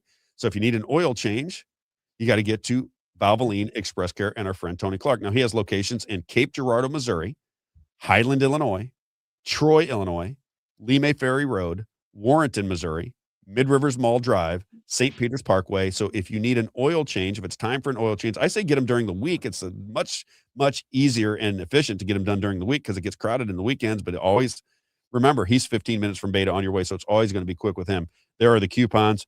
15 minutes from Beta on your way. No sales pressure, no nonsense. All Valvoline branded products. Valvoline Express Care, our good friend Tony Clark. When it's time for an oil change, get out there to Valvoline and support our advertisers. RackCustomCoatings.com. So I sent my information out today to my friends in the car business. Nice. I should probably do kits as well. Get it out to him.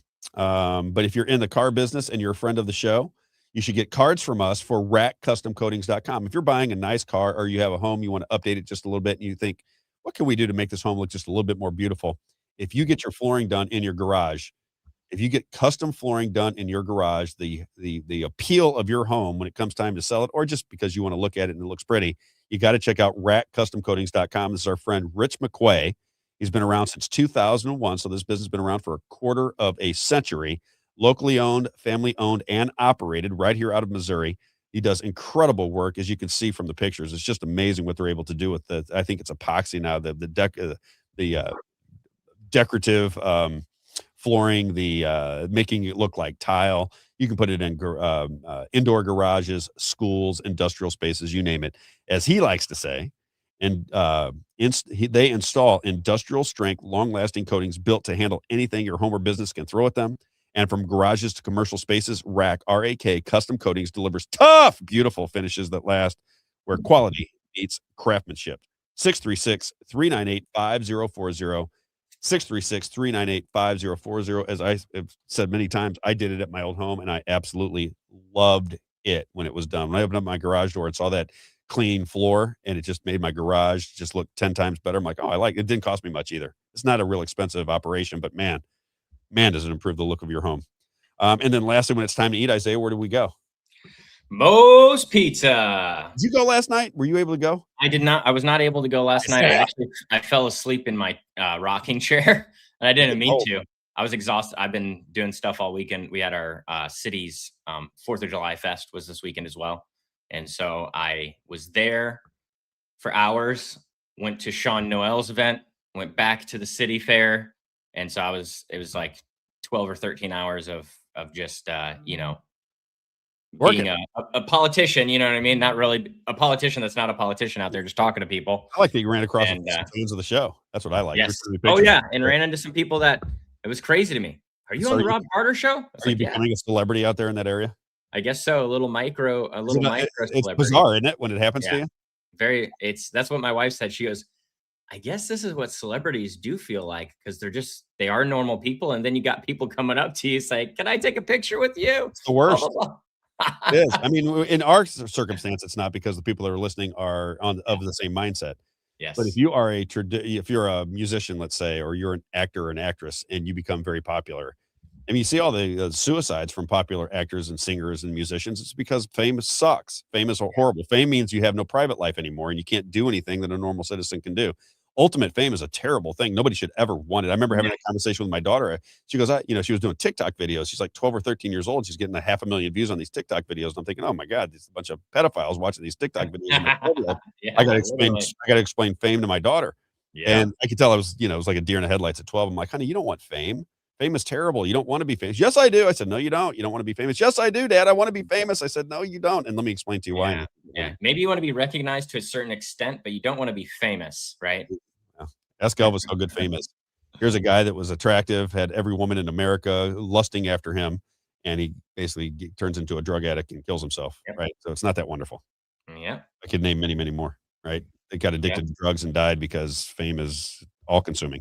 Moe's Pizza in Washington, Missouri. Don't forget, when there's something going on, an event like birthday parties, Bible studies, political meetings, you name it, any kind of get-together, anniversaries, it is always Moe's Pizza in Washington, Missouri. Boy, does pizza sound good. That sounds really good to me. I might have to get some with my wife here just a bit. Pizza and salad bar. Just get in there and get down to Chinatown at their pizza and salad bar. All you can eat, very inexpensive. I think it's $13 for all you can eat pizza and salad bar. You can't beat that anymore. And then you have the delicious sandwiches, chicken wings. The ice cream is fantastic. And you're doing business with somebody who loves the community, reaches out to the community, family environment. Mike and Brenda Johns, they are just the salt of the earth people. They open it up for political meetings all the time. Just wonderful, wonderful people. Moe's Pizza, a landmark in Washington, Missouri, at the corner of Grand and 5th Street. As he likes to say to me, Rob, God owns the place. I just work here. Moe's Pizza in Washington, Missouri. When it's time for lunch, get there. All right. I got a bunch of things I want to get to, Isaiah, but I won't go way over today, but I do want to address just a few of these things real fast. I do got to leave at noon. What is going on with you? You're messing up my 4-hour show. Well, I told you, I already told you the days where I can and I can't. And today's not one of them. I don't listen to that, Isaiah. I just try to run over you and make you go a little bit longer. All right. No, I'm going to have to literally run out of here at noon. So I'm going to have to wrap it up. Pete's don't fail me now? What'd you say? Pete's don't fail me now? Yeah, exactly. Pete's don't fail me now. All right. One more time, if you don't mind. One more like and share. One more like and share. It looks like we had a little problem with, which one was it? Rumble on Friday. We had no video on Rumble. Yeah. But somehow when they posted it, all the videos there. Was it there on the repost? Because it looked like the numbers jumped up over the week. Isn't that crazy? Like, yeah, it was like 30. Like, that's so weird. The video wasn't live. You could hear us. The video posts and you can see us. What the heck? Hey, and by the way, on the clips that we're going to put out, are we going to have the Rob Carter logo, the Rob Carter Show logo on there? I'm sure we can ask Tom because he hasn't put it on there, but I'm sure we can ask him to put it on there. We should ask him. It's hard to it's hard to put it on a small social media clip without covering up stuff that you want to show. And so I've been thinking about creating an animation. That's what a lot of people do at the end of a video. It'll be like a little animation. I also want the robcartershow.com to be up there because I think if they go there, then that's what the animation will be. Yeah, then people can find where they show. I'm telling you, 90% of our audience, 95% of the radio audience has no idea where we're at. I get that every time somebody I'm getting messages now. How long have we been gone? This is our 51st episode? 51st, yep. 51st episode. I still have people reaching out to me on social media saying, where did your show go? Where are you at? Did you quit? Why did you quit? I'm still getting that. I've been gone for what? 2 months? Mm-hmm. It's odd, right? Because if you're not a daily listener, but you just listen every once in a while, and then all of a sudden that person is gone. It's like, what happened? Still going down. But by the way, it's just no knock on them. And I'm not trying to knock them. It's just funny how they're trying to. It's been multiple times. They've had multiple people try to fill your spot, and it's not successful. No, I don't know that that's the case. Who is it? Kevin Jackson still doing it? No, that's what I'm saying is that they took him off, and now they got this new guy who's going in now. Oh yeah, I actually heard good things about him. Oh yeah, no, that's why I sent him to you because he's very well known. Yeah, I don't know if how good he'll be on radio, but he was. I think he's a likable guy. Most people that I talked to said good things. Oh, he's a huge social media influencer too. So by huge, I mean huge for a local guy like a Heather. You know what I mean? It's awesome. Like, yeah, so he was a alderman out in Wright City, and so he's definitely got some good views, but also a little pulled into the establishment from some of the stuff that he also says, and so it's. What did you think of Heather when we met her? What was your take on her? We never really spoke about it afterwards. Yeah. Heather Overstreet is doing the so in my show I did 9 to noon on Real Talk, and I root for them, so I'll give them as much plugging as I can. And Heather fills in from 11 to or not filling in, but she now has a show from 11 to 12. What was your take on her? Yeah, great. I mean, the thing that it is that it's just like when we met Rick Bratton or someone. It's very nice people, very, very down to earth and very likable. And it's, you don't talk to them and feel like they're icky. You know what I mean? Yeah. Sometimes you can talk to someone and feel like, oh, like I can tell that person's, kind of sleazy. And that's not at all how you get with some of these people. I didn't get that at all However, with Heather. I think however, Heather, yeah, go ahead. I'm sorry. the problem is that when you see someone talking to you like that in person, and then you see something like, I'm just going to call it out here is, you see Tim Jones, you see Heather Overstreet go to this data center tour, right? Yep. But the problem is that they never went to a hyperscale AI data center. That's not what they did. And so they Or are one of those you're telling me. propagandizing you to make you think that, look at what we're doing, Do you think right? they We're knew going that? to the Do you think data center. Do you think they know that going in? Especially Heather. I don't know. I don't even know. I mean, I hope if they don't know, that tells you how much of a balloon brain they are, right? If they're literally don't know that they're not going to an AI hyperscale data center, they have, not like this much knowledge, I would say, on anything because Well, that might be the case. I got the sense that Yeah. Heather Overstreet, first of all, I liked her. Yeah, I that's thought what I'm she saying. is- It's like she's very yeah, nice and likable and I think easy to she's, listen to. I think she is incredibly bright, and I think she is observant of what is going on around her. And I think that She's right exposed now, some good stuff. she has, and I think she's talented. And I think one of the things that I like about Heather is I think Heather just first read, it could change. If I find something I don't like, I'll bring it to her attention. I'll bring it to your attention. But she's a public influencer and she's doing a radio show. I think that things might change in her mind over time. I've got I was talking to Josh Lehman, who was on the Rhino Hunter guy. I have him back on the show. And one of the arguments that he's making about what's going on in Missouri politics is these people in Republican circles want more and more trust from the grassroots and from citizens. And he Yes. says, there's a long history here of people telling us one thing when we're on their campaigns and we're knocking on doors and we're putting signs in the yard. And we get all excited about these people. They're going to come in and change things. He goes, we've been through this for 7, 8, 9, 10 years. Mhm. These Mark people- Maxwell just put out a clip today, like an hour ago, I just saw. I like him, by the way. He's another And one I he like. said it was about Denny Hoskins, his promises, and then how he didn't keep it. Really? Yeah, about promises about not sharing information with the federal government, and then he just did share information with the federal government. And we talked about that on the show. We talked about that last week. I'll make a comment about that very quickly. People think that they need they think that on the elections, they believe they need the federal government to get it because the states and this and that and the other. The federal government is the problem. Yeah. Denny, I don't know why people don't see that. The federal government is the problem. The states are supposed to be taking care of themselves, not giving information to the federal government because you think they're going to be the fix. The federal government is it's the whore of the world, our federal government. That's just my take on it. I mean, I think Denny is trying to do the right thing. I think he believes he's doing the right thing, but I don't want my government in my state to be sending information to the federal government at all. Isn't there a famous quote about how the best government is the government that's local or something like that? All government is local. That's the most famous about local government. But I don't know. Back to Heather Overstreet. My take on her was that I believe that she is in it for the right reasons. I believe that she is kind of anchored herself to the Republican Party, and she is trying. Sorry, Elaine. Sorry, that was Isaiah that did that to me this time. That was Isaiah's fault. Thank you. Now, why do you put that up there? You all these comments, and you don't say anything, and then that one comes up, and that was just it was because it was my fault. That's why I put it up. That's it. Because I took us off track. Yeah. But what I was going to say was I think that she's tied herself to the Republican Party, which is necessary, right? Because if you think there's a two-party system, you're certainly going to align more with conservative ideology over real strict, crazy leftist liberal, right? So I understand where she's coming from. I think what she will begin to recognize over time, if she's being honest, right? If she wants to be honest about what she's seeing, and I think this will. I think she is too. I do too, and I think this will take her into the stratosphere. And I'm rooting for Heather Overstreet. I think this will take her into the stratosphere. If she aligns with the Republican Party and they don't do if the outcomes of these amendments 3, 4, and 5 don't weigh out the way she thinks they're going to, it would be nice to see how she responds from there. Maybe they will. Maybe she's on top of it all. She's talking to these people, and this is a new Congress, and everything's going to be great, and all this, getting over on citizens is going to change with these new amendments, right? She could be right, but if she's not, I think she goes into the stratosphere by saying, "Hey, I'm 26 years old. I'm with these people. They're talking to me. They're giving me their talking points. I'm helping them get all these things done. and then Amendment 4 or 5 passes, and then all of a sudden this is the outcome 5 years later or 10 years later. She can look back. She'll still be a young person. 10 years from now, she'll be 36.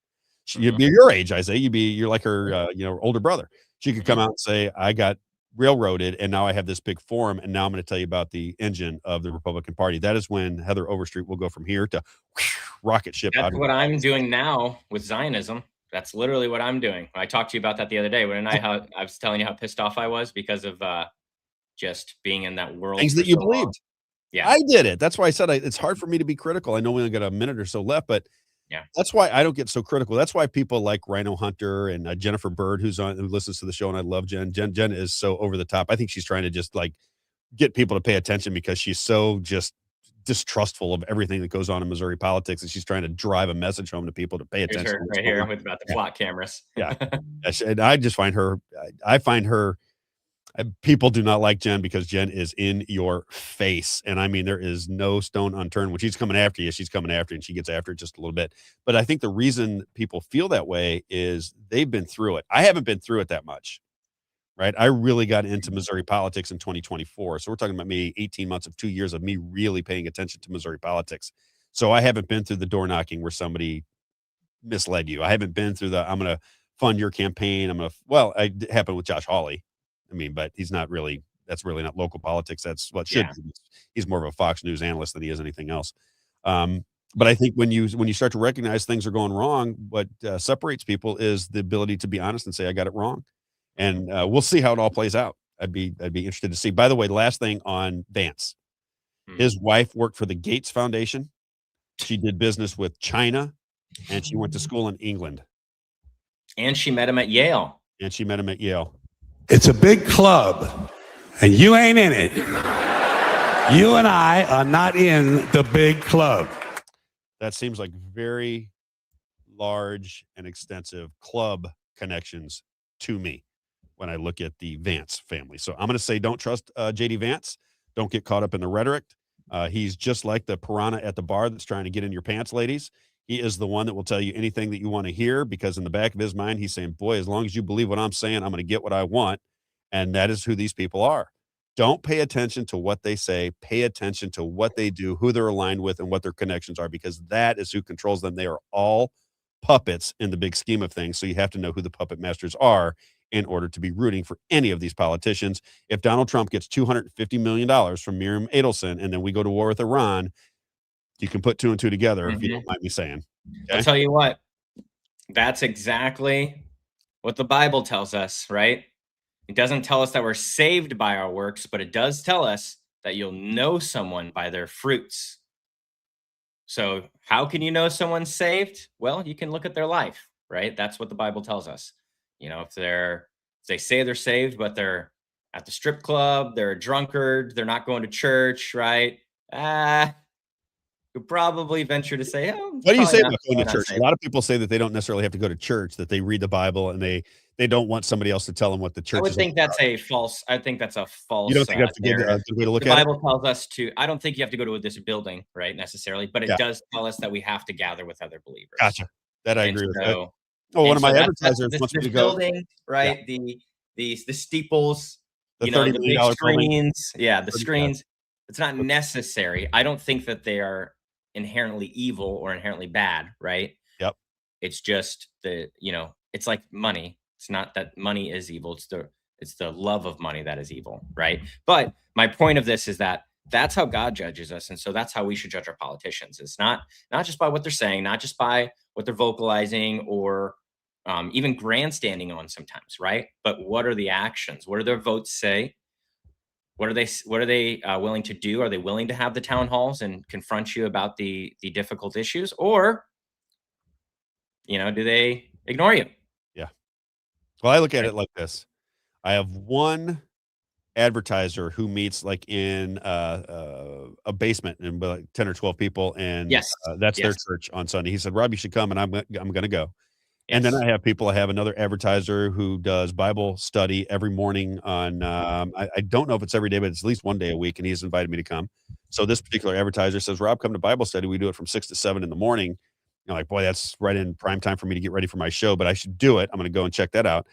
But I really do think the what I get most out of the Bible, honest to God, Isaiah, is not when I go to church. It's not. It's when I sit down with people that are trying to figure out what the Bible is trying to communicate, Yeah. and we sit around and talk about it as Yes. just regular people. What do you think of this? What has That's God where life change happens, actually. Yes, and I've noticed that, and in fact, one of my friends, Kevin, who's been trying to get me to, well, didn't try to get me, I was going to Bible study with him, and Elliot Davis, Elliot Davis, who I think is a great reporter.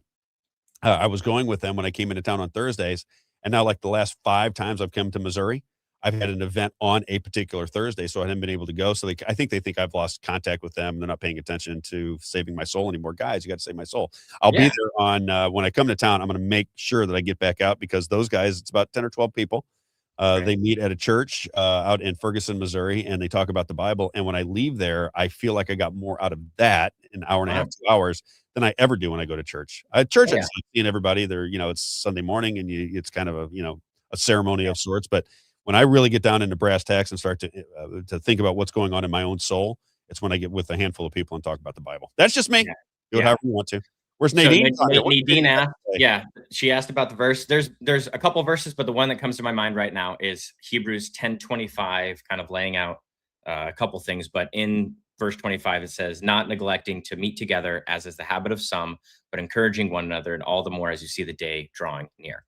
And so, what this is talking about is as we're seeing the end days approach, encouraging us to gather even more often than we are currently gathering. And it's talking about how, in this specific context of this chapter, now that we have Jesus's blood, right, and we have confidence that we can enter into these holy places that we weren't allowed to go into before, right? And then it's leading into the chapter of the faith, the hall of faith is what it is talking about. But it's leading out of Jesus is now our high priest, and we don't need this high priest. Talking earlier in Hebrews, and so Jesus is our intermediary now, and because of that, we need to be meeting together to encouraging and spur each other on. Amen to that. To glory. And we all need it.